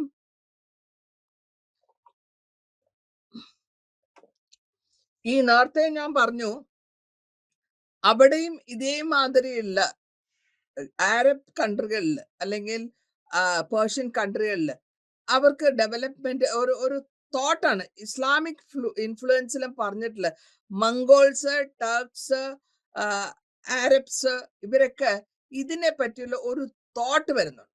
സബ് കോണ്ടിനെന്റിലെ ഒരു തോട്ടാണ്. തോട്ട് വരുമ്പോഴത്തേക്ക് ആ കാലഘട്ടങ്ങളിൽ അവര് ഒരു റിലീജിയസ് ലീഡർ അല്ലെങ്കിൽ ഇപ്പൊ ഇന്നലെയാണ് നമ്മുടെ ഇസ്ലാം മതത്തിന്റെ ഒരു വലിയ പെരുന്നാൾ തീർന്നത്. അപ്പൊ വലിയ പെരുന്നാളിൽ പറയുന്നത് ബലി കൊടുക്കുക എന്നാണ്. ബലി കൊടുക്കാൻ തയ്യാറാകുന്ന മനസ്സ്, മകനെ തന്നെ ബലി കൊടുക്കാൻ തയ്യാറാകുന്ന മനസ്സ് വരുന്ന ഒരു ഫാദർ. അപ്പൊ അത്രത്തോളം നമ്മൾ ഈശ്വരനിൽ വിശ്വാസം അർപ്പിക്കുകയും അപ്പൊ ആ കണ്ടീഷനൻ മനസ്സിന്റെ കണ്ടീഷനാണ് അവിടെ ബലി കൊടുക്കാൻ തക്ക വിധത്തിലുള്ള മനസ്സിനെ മാനസാന്തരപ്പെടുത്തി എടുക്കുക. ഈ പൊളിറ്റിക്കൽ ഇതിനും ഈ റിലീജിയസ് ടീച്ചേഴ്സിന്റെ സംസാരവും അവരുടെ മാനസാന്തരവും കാരണം അത് പൊളിറ്റിക്സിൽ കൂടെ ഇൻവോൾവ് ആവുന്നു. രാഷ്ട്രീയമായിട്ടും അത് കുറച്ച് ഇൻവോൾവ് ആവുന്നു. അങ്ങനെയാണ് ഈ ഓരോ രാജ്യത്തിലും ഓരോ മതത്തിന്റെ ഇമ്പോർട്ടൻസ് വരുന്നത്. ആ മതം എപ്പോഴാണോ ആര്യൻസ് കഴിഞ്ഞിട്ട് ഓരോരുത്തരായിട്ട് ട്രേഡിന്റെ ബിസിനസ്സിന് വേണ്ടിയിട്ട്, നമ്മൾ നേരത്തെ പറഞ്ഞിട്ടുണ്ട് നൊമാറ്റിക് ട്രൈബ്സ് ആണ് മാറി മാറി വന്നുകൊണ്ടിരുന്നു. ലാൻഡ് മാസ് വഴി ഖൈബർ പാസ് ആൻഡ് ബോളാൻ പാസ് വഴി വന്നുകൊണ്ടിരുന്നു. ഇന്ത്യയിലേക്ക് ബിസിനസ്സിന് വേണ്ടി വന്നു. ചൈനയിൽ നിന്ന് സിൽക്ക് മേടിക്കാൻ വേണ്ടി വന്നു. അപ്പോ ആ ഇൻഫ്ലുവൻസ് വരവ്, ആർമീസ് വന്നു കൂടെ അവരുടെ. പിന്നെ രാജാവാകുമ്പോൾ എനിക്ക് എൻ്റെ സ്ഥലം വിസ്തീർണപ്പെടുത്തണം എന്നുള്ളൊരു തോന്നല് വരുന്നുണ്ട്. അങ്ങനെ വരുന്നിട്ടാണ് മുഗൾ രാജാക്കന്മാരും ഓരോ രാജ്യവും പിടിച്ചടക്കാനായിട്ടും വരുന്നു. പിടിച്ചടക്കാനായിട്ട് വന്ന ശേഷം അവരിൽ അവർ വിശ്വസിക്കുന്ന മതത്തിനെ അതിവിടെ ഏത് സ്ഥലമാണോ അവർ പിടിച്ചടക്കുന്നത് അവിടെ അത് പ്രാക്ടീസ് ചെയ്യുന്നു. അങ്ങനെയാണ് റിലീജിയസ് തോട്ട്സ് ഒരു സ്ഥലത്ത് ഉണ്ടായ സ്ഥലത്ത് നിന്ന് വേറെ സ്ഥലത്തേക്ക് പടരുന്നതും അവിടെ അത് എസ്റ്റാബ്ലിഷ് ആവുന്നതും. അപ്പോൾ ഈ ആർമി വഴി ഒന്ന്, ബിസിനസ്സുകാർ വഴി വന്ന്, പൊളിറ്റിക്കലായിട്ട് രാജാക്കന്മാർ വരുമ്പോൾ അവര് മതപരമായിട്ടുള്ള ചിന്തകളുള്ള രാജാക്കന്മാരാണെങ്കിൽ ആ മതത്തിനെ ഇവിടെ അല്ലെങ്കിൽ ഏത് രാജ്യമാണോ അവരുടെ കൺട്രോളിൽ വരുന്നത് അവിടെ അത് സ്ഥാപിക്കാൻ വരിക്കും. നമ്മൾ നേരത്തെ പഠിച്ചിട്ടുണ്ട് ഈ ബാബറി മസ്ജിദ് ഇഷ്യൂ ഒക്കെ, ഞാൻ ഡിസ്കസ് ചെയ്യുന്നില്ല ഇപ്പോ. അപ്പോൾ അങ്ങനത്തെ ഇഷ്യൂസ് ഒക്കെ വരാനുള്ള കാരണങ്ങൾ ഇവിടെ ഉണ്ടായിരുന്നവർ സമയത്ത് അക്സെപ്റ്റ് ചെയ്തു. അത് ലേറ്റർ ഓൺ ആണ് ഇതിന് പ്രോബ്ലംസ് ആയിട്ട് മാറിപ്പോയത്. സൗത്ത് ഏഷ്യയില് ഈ ഇസ്ലാമിക് ഇൻഫ്ലുവൻസും ലാംഗ്വേജും ഈ ഓരോ സ്ഥലത്തു നിന്ന് മാറി മാറി പല വിധത്തിലുള്ള യുദ്ധങ്ങളും നടന്നിട്ടുണ്ട്, കോൺഫ്ലിക്റ്റ് നടന്നിട്ടുണ്ട്. ഇസ്ലാമിക് പ്രോഫറ്റ് മുഹമ്മദ് നബീനെ തന്നെ കല്ലെറിഞ്ഞ് ഓടിക്കുകയും ചെയ്തിട്ടുണ്ട്. പുള്ളിയുടെ പ്രാണ രക്ഷാർത്ഥം മാറിപ്പോയിട്ടുണ്ട്. അപ്പൊ അങ്ങനെ പല കാര്യങ്ങളും എല്ലാ മതത്തിലും നമുക്ക് കാണാൻ പറ്റും. അങ്ങനെ അതിനെ അക്സെപ്റ്റ് ചെയ്യുക, അണ്ടർസ്റ്റാൻഡ് ചെയ്യുക, അതിൻ്റെതായ തരത്തിൽ അണ്ടർസ്റ്റാൻഡ് ചെയ്ത് വേണം അതിനെ പ്രാക്ടീസ് ചെയ്യാൻ. ഇനി അത് കഴിഞ്ഞിട്ടാണ് പതുക്കെ പതുക്കെ നമ്മൾ ബ്രിട്ടീഷ് അല്ലെങ്കിൽ ബ്രിട്ടീഷ് ട്രേഡേഴ്സ് ഇന്ത്യയിൽ എത്തുന്നത്. ബ്രിട്ടീഷ് ട്രേഡേഴ്സ് അറബ്സിന്റെ പിന്നാലെയോ അല്ലെങ്കിൽ മുഗൾ രാജാക്കന്മാർ കൂടുതൽ വർഷങ്ങൾ ഇന്ത്യയിൽ ഇരുന്നത് കൊണ്ടാണ് നോർത്ത് ഇന്ത്യ മുഴുവനും മുഗൾ ഇൻഫ്ലുവൻസ് കൂടുതലായിട്ട് കാണുന്നത്. സൗത്ത് ഇന്ത്യയിൽ അത്രയും ഇല്ല, കുറവാണ്. സൗത്ത് ഇന്ത്യയിൽ മുഗൾ ഇൻഫ്ലുവൻസ് കുറവാണ്. നോർത്ത് ഇന്ത്യയിൽ കൂടുതലായിട്ട് കാണാം. അവരുടെ ആർക്കിടെക്ചർ കാണാം, അവരുടെ ഗാർഡൻസ് കാണാം, അവരുടെ സ്ക്രിപ്റ്റ് കാണാം, ഉറുദു ലാംഗ്വേജ് കാണാം, അവരുടെ മ്യൂസിക് കാണാം, ഇഷാര കാണാം. അങ്ങനെ പല വിധത്തിലുള്ള ഇൻഫ്ലുവൻസ് അവരുടെ, കാരണം കൂടുതലായിട്ടുള്ള സ്റ്റേ അല്ലെങ്കിൽ വർഷങ്ങളോളം ബാബർ തൊട്ട് ഔറംഗസീബ് വരെയുള്ള ലാസ്റ്റ് ബ്രിട്ടീഷ് ട്രേഡേഴ്സ് വന്ന് ഇന്ത്യ കൺട്രോൾ ചെയ്യുകയും ഇന്ത്യൻ രാജാക്കന്മാരെ അവരുടെ കൺട്രോളിൽ കൊണ്ടുവന്നിട്ട് അവര് പ്രാധാന്യങ്ങളാകുന്ന സമയം വരെ മുഗൾ ഇൻഫ്ലുവൻസ് അല്ലെങ്കിൽ മുസ്ലിം ഇൻഫ്ലുവൻസ് ഇന്ത്യയിൽ ഉണ്ടായിരുന്നു. ഇതിന് ശേഷം ഒരു യൂറോപ്യൻ വേവ് ലെങ്ത് വരികയാണ്. ആ യൂറോപ്യൻ ബിസിനസ് ആൾക്കാരുടെ വരവും ഒരു 200 കൊല്ലത്തോളം ഇവിടെ താമസിക്കുകയും അല്ലെങ്കിൽ അവർ ബിസിനസ് നടത്തുകയും അങ്ങനെ ചെയ്തപ്പോൾ അതിന് ഒരു ഐഡന്റിറ്റി ഉണ്ടായി. ഇന്ത്യ മാത്രമല്ല ബിസിനസ് ചെയ്യുന്നത്, ബ്രിട്ടീഷുകാർ വന്ന് ഇന്ത്യ മാത്രമല്ല, Bangladesh, China, Ceylon, neighbouring countries എല്ലാമായിട്ട് സൗത്ത് ഈസ്റ്റ് ഏഷ്യ മുഴുവനും അവര് ബിസിനസ് ചെയ്യുന്നുണ്ട്. അവരെ ബിസിനസ് വഴി അവര് കൺട്രോൾ ചെയ്യുന്നു. അപ്പോൾ ആ അഡ്മിനിസ്ട്രേറ്റീവ് സിസ്റ്റമും അല്ലെങ്കിൽ ആ സ്ട്രക്ചറൽ സിസ്റ്റമും ലീഗൽ ആയിട്ടുള്ള ഒരു ഐഡന്റിറ്റി ഇന്ത്യയിലേക്കും മാത്രം അടുത്തുള്ള നെയ്ബറിംഗ് സൗത്ത് ഈസ്റ്റ് ഏഷ്യ മുഴുവനും ഇത് കാണാൻ പറ്റുന്നത്. ഇമ്പാക്ട് കൊളോണിയൽ റൂൾ എന്ന് പറയാം. കോളനിയാക്കി മാറ്റി, ഇവിടത്തെ രാജ്യങ്ങളെ അവരുടെ കോളനിയാക്കി മാറ്റിയപ്പോൾ അതിൻ്റെതായ ഒരു വശമുണ്ടായി. ഇത് കൂടാണ്ട് ഈ മൂവ്മെന്റില് നാഷണലിസ്റ്റ് മൂവ്മെന്റും അതിന്റെ പാർട്ടീഷൻ മൂവ്മെന്റും നമ്മൾ കേരളത്തില് അല്ലെങ്കിൽ ഇന്ത്യയിൽ നടന്ന ഈ നാഷണലിസ്റ്റ് മൂവ്മെന്റില് ഒരുപാട് നാഷണലിസ്റ്റ് മൂവ്മെന്റ് ഉണ്ടായിട്ടുണ്ട്. അത് നമ്മൾ പല വിധത്തിൽ നമ്മൾ ഇന്ത്യൻ ചരിത്രത്തിൽ പഠിച്ചിട്ട് 3 ഫേസ് ആയിട്ട് പഠിച്ചിട്ടുണ്ട്. ആ അവസാനം ലാസ്റ്റ് സ്റ്റേജ് വരുമ്പോഴാണ്, നിവർത്തിയില്ലാണ്ട് വരുമ്പോഴാണ് ക്വിറ്റ് ഇന്ത്യ മൂവ്മെന്റ് അല്ലെങ്കിൽ ഡു ഓർ ഡൈ എന്നുള്ള ഒരു പോളിസിയിൽ വരികയും അപ്പോൾ ഇന്ത്യയെ നിർബന്ധമായിട്ടും ഞങ്ങളുടെ ഈ മദർ കൺട്രിയുടെ കൺട്രോൾ മാറ്റണം, ഞങ്ങൾക്ക് ഇൻഡിപെൻഡൻസ് കിട്ടണം, സബ് കോണ്ടിനെന്റില് നിങ്ങളുടെ കൊളോണിയൽ ആയിട്ടുള്ള കൺട്രോൾ വേണ്ടാന്ന് നമ്മൾ ഇന്ത്യ ചരിത്രപ്രകാരം ഫ്രീഡം കിട്ടുമ്പോഴാണ് ഈ പാകിസ്ഥാനും പുതിയതായിട്ട് ഒരു കൺട്രിയും അതിനുശേഷം ബംഗ്ലാദേശ്, അതിനുശേഷം ഭൂട്ടാൻ, ഇതൊക്കെ വരുന്നത് ലേറ്റർ അടുത്ത ചാപ്റ്ററിൽ വരുന്ന കാര്യങ്ങളാണ്. ഇനി പൊളിറ്റിക്സ്, സൗത്ത് ഏഷ്യയിലുള്ള പൊളിറ്റിക്സ് എന്താന്ന് വെച്ചാല് ഓരോ പൊളിറ്റിക്കൽ ഏരിയയ്ക്കും ഒരു ഡിസ്റ്റിങ്ക്റ്റീവ് ഫീച്ചേഴ്സ് ഉണ്ട്. ഡിസ്റ്റിങ്ക്റ്റീവ് ഫീച്ചേഴ്സ് ഞാൻ ഉദ്ദേശിക്കുന്നത് കൂടുതലായിട്ടും അതിന്റെ റിലീജിയസ്, കാസ്റ്റ്, എത്തിക്കൽ, ലിംഗ്വിസ്റ്റിക് ഡൈവേഴ്സിറ്റീസ്, ഇതൊക്കെയാണ് കൂടുതലായിട്ടും നമ്മൾ പഠിച്ച് മനസ്സിലാക്കിയിട്ടുള്ള കാര്യങ്ങൾ തന്നെയാണ് ഇത് റിപ്പീറ്റ് ആയിട്ട് വന്നുകൊണ്ടിരിക്കുന്നത്. അപ്പോ ഇവിടെ ഈ പ്രോസസ്സ് റിലീജിയസും കാസ്റ്റും എത്നിക്കും ലാംഗ്വേജും എല്ലാം കൂടെ മേർജ് ചെയ്തിട്ടാണ് പവർ സെൻട്രലൈസേഷൻ. ഒരു പവറിന് ആ പവർ കിട്ടുന്ന പവറും അത് പൊളിറ്റിക്സ് ആണ് അല്ലെങ്കിൽ രാജ്യതന്ത്രം ആണ്. അതങ്ങനെ വെർസറ്റൈൽ ആയിട്ട് ആ രാജ്യത്തിലത്തെ നയതന്ത്രത്തിൽ അത് ഉൾപ്പെട്ട് വരുന്നു. ഇനി ഡിഫറെന്റ് ഫോം ഓഫ് ഗവൺമെന്റ്, പല വിധത്തിലുള്ള ഗവൺമെന്റ്. ഏത് വിധത്തിലുള്ള ഗവൺമെന്റ്? സൗത്ത് ഈസ്റ്റ് ഏഷ്യയില് അവര് ഉദ്ദേശിച്ചത് പാർലമെന്ററി ഡെമോക്രസി. പാർലമെന്ററി ഡെമോക്രസി എന്ന് പറഞ്ഞാൽ ജനങ്ങൾ തെരഞ്ഞെടുക്കപ്പെട്ട ഒരു ഗവൺമെന്റിനാണ് നമ്മൾ ഡെമോക്രസി എന്ന് പറയുന്നത്. അതിൽ 2 ലെജിസ്ലേച്ചർ ഉണ്ടാവും, ബൈ ക്യാമറൽ ലെജിസ്ലേച്ചർ. ആ ബൈ ക്യാമറൽ എന്ന് പറയുമ്പോൾ ഒന്ന് ഫുൾ, കാരണം ഇവിടെയും പോപ്പുലേഷൻ ആണ് കൂടുതലുള്ളത്, അപ്പോൾ എല്ലാവർക്കും മന്ത്രിമാരാകാൻ പറ്റില്ല. അപ്പോൾ നമ്മളുടെ റെപ്രസെന്റേറ്റീവ് ഒരു ലോക്സഭ ആയിക്കോട്ടെ അല്ലെങ്കിൽ രാജ്യസഭ ആയിക്കോട്ടെ, നമ്മളുടെ റെപ്രസെന്റേറ്റീവ്സ് ആണ് നമ്മൾക്ക് വേണ്ടി ഭരിക്കുന്നത്. അതിനാണ് ബൈ ക്യാമറൽ ലെജിസ്ലേച്ചർ എന്ന് പറയുന്നത്. ഈ ബൈ ക്യാമറൽ ലെജിസ്ലേഷൻ വഴി നമ്മളാണ് സെലക്ട് ചെയ്ത് അയക്കുന്നത്, അവരാണ് നമ്മൾക്ക് വേണ്ടി ഭരിക്കുക. നമ്മളെ ഭരിക്കാൻ നമ്മൾ അവർക്ക് പെർമിഷൻ കൊടുക്കണം. രാജാവിന് വേറെ പണ്ട് കാലത്തുണ്ടായിരുന്ന രാജഭരണം, രാജാവ് നല്ല രാജാവായാലും ശരി ചീത്ത രാജാവായാലും ശരി, രാജാവിന്റെ മകൻ അടുത്ത മൂത്ത മകനായിരിക്കും അടുത്ത രാജാവ്. അത് അവിടെ മൊണാർക്കി.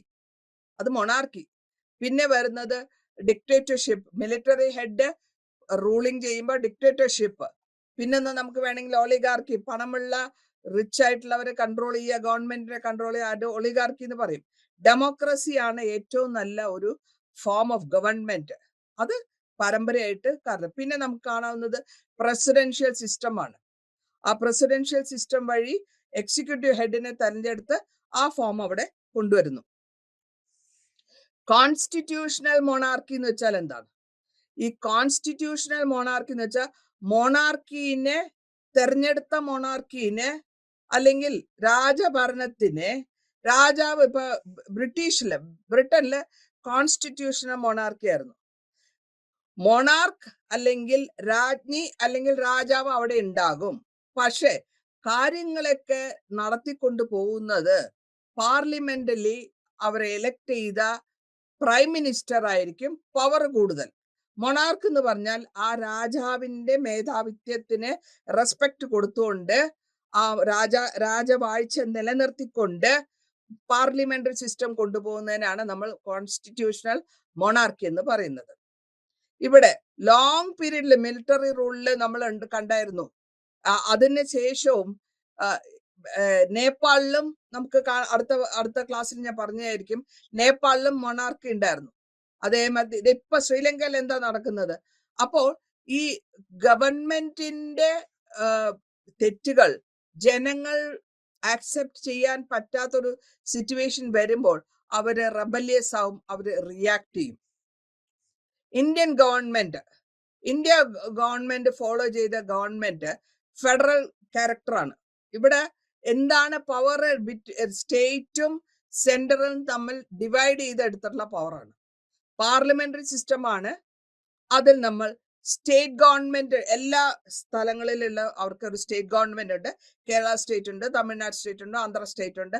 അവർക്ക് അവരുടേതായ ഒരു ഗവൺമെന്റ് ഉണ്ട്, അവരുടേതായ ചില എലക്ഷൻസ് നടക്കുന്നുണ്ട്, അവരുടേതായ ചീഫ് മിനിസ്റ്റർ ഉണ്ടാവും. പക്ഷേ സെൻട്രൽ ഗവൺമെന്റ് പറയുമ്പോൾ ഇതിന്റെ എല്ലാത്തിന്റെയും തലപ്പത്ത് ഒരു സെൻട്രൽ ഗവൺമെന്റ്. ആ സെൻട്രൽ ഗവൺമെന്റിനെയാണ് നമ്മൾ ഇന്ത്യയിൽ പറയുന്നത് രാജ്യസഭ, കൗൺസിൽ ഓഫ് സ്റ്റേറ്റ്സ് എന്ന് പറയും. ലോക്സഭ എന്ന് പറയുന്നത് ലോവർ ഹൗസ്. നമുക്ക് ബൈ ക്യാമറ എന്നാണ് ഞാൻ നേരത്തെ പറഞ്ഞത്. അപ്പൊ 2 എണ്ണം ഉണ്ട്. ബൈ എന്ന് വെച്ചാൽ 2. ഏറ്റവും പവർ കൂടുതലുള്ളത് ലോവർ ഹൗസ് ആണ്, ലോക്സഭയാണ്. അത് പ്രൈം മിനിസ്റ്ററിന്റെ ക്യാബിനറ്റ് മെമ്പേഴ്സും ഈ പാർലമെന്റിന് ഉത്തരം പറയണം. കാരണം അവർ അക്കൗണ്ടബിൾ ആണ് ഇതിനൊക്കെ. അങ്ങനെയാണ് ഇന്ത്യൻ ഗവൺമെന്റിന്റെ സിസ്റ്റം വന്നിട്ടുള്ളത്. പാകിസ്ഥാൻ ഗവൺമെന്റിൽ ഒരു പാർലമെന്ററി ബൈക്യാമറൽ വന്നു എങ്കിൽ കൂടിയും അപ്പർ ഹൗസും നാഷണൽ ലെവലില് ലോവർ ഹൗസും ഉണ്ട്. ഇനീഷ്യൽ സ്റ്റേജസില് പകുതി പ്രസിഡന്റ് പകുതി ഗവൺമെന്റ് അങ്ങനെ കൊണ്ടുവന്നിരുന്നു. മിലിറ്ററി റൂളാണ് കൂടുതൽ എക്സസൈസ് ചെയ്തുകൊണ്ടിരുന്നത്. അത് കുറച്ച് 2010 അത് മാറ്റി എഴുതുകയും കുറച്ചുകൂടെ കുറയുകയും ചെയ്തു. ഇനി ബംഗ്ലാദേശിന്റെ ഗവൺമെന്റ് എന്താന്ന് വെച്ചാല്, ബംഗ്ലാദേശിലെ ഒരു ചെറിയ കൺട്രിയാണ്, യൂണിക്യാമറൽ, അതായത് ഒരൊറ്റ ഹൗസേ ഉള്ളൂ. ജാത്യ സമാത്ത് എന്ന് പറയുന്ന അത് ഒരു ഹൗസ് 2 ഹൗസ് ഇല്ല അവിടെ പ്രൈം മിനിസ്റ്റർ അപ്പോയിന്റ് ചെയ്തിട്ടുള്ള ക്യാബിനറ്റും അവരുടെ പ്രസിഡന്റും കൂടിയാണ് ഭരിക്കുക. യൂണിക്യാമറൽ ലെജിസ്ലേച്ചർ. ഇവിടത്തെ ഇലക്ഷൻ എങ്ങനെയാന്ന് വെച്ചാൽ അവരുടെ ഓരോ ഡിസ്ട്രിക്റ്റിനെയും ബേസിക്സ് പോപ്പുലേഷൻ അനുസരിച്ചിട്ട്, ഇത് നമ്മൾ ഡീറ്റെയിൽ ആയിട്ട് നാളെ പഠിക്കുന്നതായിരിക്കും. ഈ ഒരു ഡിസ്ട്രിക്റ്റിൽ എത്ര ആൾക്കാരുണ്ടോ അത്ര ആൾക്കാരെ ബേസ് ചെയ്തിട്ടായിരിക്കും അവർക്ക് അവരുടെ എലക്ഷൻ നിൽക്കാനുള്ള കാൻഡിഡേറ്റിന്റെ സീറ്റ്സ് കിട്ടുക. അപ്പോൾ ആ സീറ്റിന്റെ സ്പെസിഫിക് ആയിട്ടുള്ള പോപ്പുലേഷൻ അനുസരിച്ചിട്ട് വരുമ്പോൾ, അതുകൊണ്ടാണ് അവിടെ 2 ബൈക്യാമറൽ വരാത്തതിന്റെ കാരണം പോപ്പുലേഷന്റെ റേഷ്യോ നോക്കിയിട്ടാണ് സീറ്റ്സ് അലോട്ട്മെന്റ് വരുന്നത്. അപ്പോ ആ സീറ്റ് വരുമ്പോഴത്തേക്കും അങ്ങനെ വന്നിട്ട് വരുമ്പോൾ 2 ഹൗസ് ഉണ്ടാക്കാനുള്ള ഒരു സാധ്യത കുറവായത് കൊണ്ടാണ് അവിടെ യൂണിക്യാമറൽ ആയിട്ട് ജാതീയ സൻസംഗ് എന്ന് വെച്ചാൽ ഒരു പാർട്ടി ലെജിസ്ലേച്ചർ എന്നാണ് അർത്ഥം. അപ്പൊ അവിടെ പ്രൈം മിനിസ്റ്ററിന് ഇമ്പോർട്ടൻസ് ഉണ്ട്. കാരണം നേരിട്ടാണല്ലോ വരുന്നത്. ക്യാബിനറ്റ്, അത് മെയിൽ പ്രൈം മിനിസ്റ്റർ ആയാലും കൊള്ളാം, ഫീമെയിൽ പ്രൈം മിനിസ്റ്റർ ആയാലും കൊള്ളാം, അവരെ സപ്പോർട്ട് ചെയ്യാൻ പ്രൈം മിനിസ്റ്റർക്ക് ബാക്കിയുള്ള കാര്യങ്ങൾ ചെയ്യാനായിട്ട് ഓരോ ക്യാബിനറ്റിലും മിനിസ്റ്റേഴ്സ് ഉണ്ട്, ക്യാബിനറ്റ് മിനിസ്റ്റേഴ്സ് ഉണ്ട്. അപ്പൊ ഓരോ മിനിസ്റ്റേഴ്സിനും ഓരോ ഏരിയ അലോട്ട് ചെയ്തിട്ട് അവരുടെ പോർട്ട്ഫോളിയോ അലോട്ട് ചെയ്യും. അതിന് അവര് ആ ഭാഗത്തിന് അവര് റെസ്പോൺസിബിൾ ആയിട്ട് ഉത്തരം കണ്ടുപിടിക്കണം, അല്ലെങ്കിൽ പ്രോബ്ലംസ് സോൾവ് ചെയ്യണം. അങ്ങനെയാണ് ബംഗ്ലാദേശ് ഗവൺമെന്റ് പോയിക്കൊണ്ടിരിക്കുന്നത്. ഇനി നേപ്പാൾ ഗവൺമെന്റില് നേരത്തെ ബൈക്യാമറലായിരുന്നു. അവിടെ ഫെഡറൽ പാർലമെന്റ് കൊണ്ടുവന്നതിൽ കൂടെയും റെപ്രസെന്റേറ്റീവ് ആയിട്ടുള്ള ഒരു ഡയറക്റ്റ് എലക്ഷൻസ് നടത്തി. അത് ചെറിയ ചെറിയ കൺട്രികളായിട്ട് കിടക്കുകയായിരുന്നു. 7 പ്രോവിൻസസ് ആയിരുന്നു. അതിനെ ഒരു അസംബ്ലി, നാഷണൽ അസംബ്ലി ആക്കി കൊണ്ടുവന്ന് ഒരു ഇലക്ട്രൽ കോളേജ് ഉണ്ടാക്കി. ആ കോളേജ് വഴി എലക്ഷൻ നടത്തി അവരുടെ ബൈക്യാമറയിലേക്ക് ആൾക്കാരെ അല്ലെങ്കിൽ മിനിസ്റ്റേഴ്സിനെ കൊണ്ടുവരികയാണ് ചെയ്തത്. അപ്പോ ഈ അസംബ്ലിയിൽ വരുമ്പോഴത്തേക്കും ബൈക്യാമറ രണ്ടാണ്. ഈ രണ്ടിൽ കൂടെ ഹൗസ് ഓഫ് റെപ്രസെന്റേറ്റീവ്സ് എന്ന് പറയുന്നത്, ഇപ്പോൾ കേരളത്തിൽ നമ്മൾ എലക്ഷൻ എടുക്കുന്നുണ്ട്, ഡയറക്റ്റ് ആയിട്ട് നമ്മൾ വോട്ട് ചെയ്യുന്നു. ആ വോട്ട് നമ്മുടെ അസംബ്ലിയിലുള്ള മന്ത്രിയായിട്ട് മാറുന്നു. ആർക്കാണോ കൂടുതൽ പ്രാധാന്യം അല്ലെങ്കിൽ പെർസെന്റേജ് കിട്ടുന്നത് അവർക്കായിരിക്കും ഭരിക്കാനുള്ള അധികാരം കിട്ടുക. അങ്ങനെയാണ് അവിടെ ഗവൺമെന്റ് അസംബ്ലി ഫോം ചെയ്യുന്നത്, കേരള അസംബ്ലി ഫോം ചെയ്യുന്നത്. ഇതേമാതിരി തന്നെ ഇവിടെ റെപ്രസെന്റേറ്റീവ്സ് ഡയറക്റ്റ് എലക്ഷൻ നടത്തി ഓരോ പ്രോവിൻസിൽ നിന്ന് അവരെടുത്തിട്ടാണ് ഇലക്ട്രൽ കോളേജ് വഴി വന്ന് ആ ഇലക്ട്രൽ കോളേജിൽ നിന്ന് രാജ്യസഭ അല്ലെങ്കിൽ അപ്പർ ഹൗസിലേക്ക് ആൾക്കാർ പോകുന്നത്. ഇനി പ്രസിഡന്റിന്റെ ക്രിയേഷൻ എങ്ങനെയെന്ന് വെച്ചാല്, ഈ നേപ്പാളില് രാജഭരണമായിരുന്നു, ആദ്യകാലത്തെ രാജഭരണമായിരുന്നു. ആ രാജഭരണത്തിനെ വേണ്ടാന്ന് വെക്കുകയും അല്ലെങ്കിൽ രാജാവിന്റെ ഭരണം നിർത്തലാക്കുകയും ഒരു ടെമ്പററി ആയിട്ട് ഗവൺമെന്റ് കൊണ്ടുവരികയും അതിനുശേഷം അതിനെ സാക്ഷ്യപ്പെടുത്താണ്ട് വന്ന് അവർ പിന്നെ പ്രൈം മിനിസ്റ്റർ ആണ് ഹെഡ് ഓഫ് ദ ഗവൺമെന്റ് എന്ന് വരികയും, കോൺഫിഡൻസ് കിട്ടിയാൽ മാത്രം, എത്രത്തോളം മെജോറിറ്റി സപ്പോർട്ട് ഉണ്ടോ ആ പ്രൈം മിനിസ്റ്ററിന് ആ പൊസിഷനിൽ ഹെഡ് ഓഫ് ദ ഗവൺമെന്റ് എന്നുള്ള ലെവലിൽ ആ പ്രൈം മിനിസ്റ്റർ പോകണമെന്നുണ്ടെങ്കിൽ ഹൗസ് ഓഫ് റെപ്രസെന്റേറ്റീവ്സ് മെജോറിറ്റി കിട്ടിയിരിക്കണം.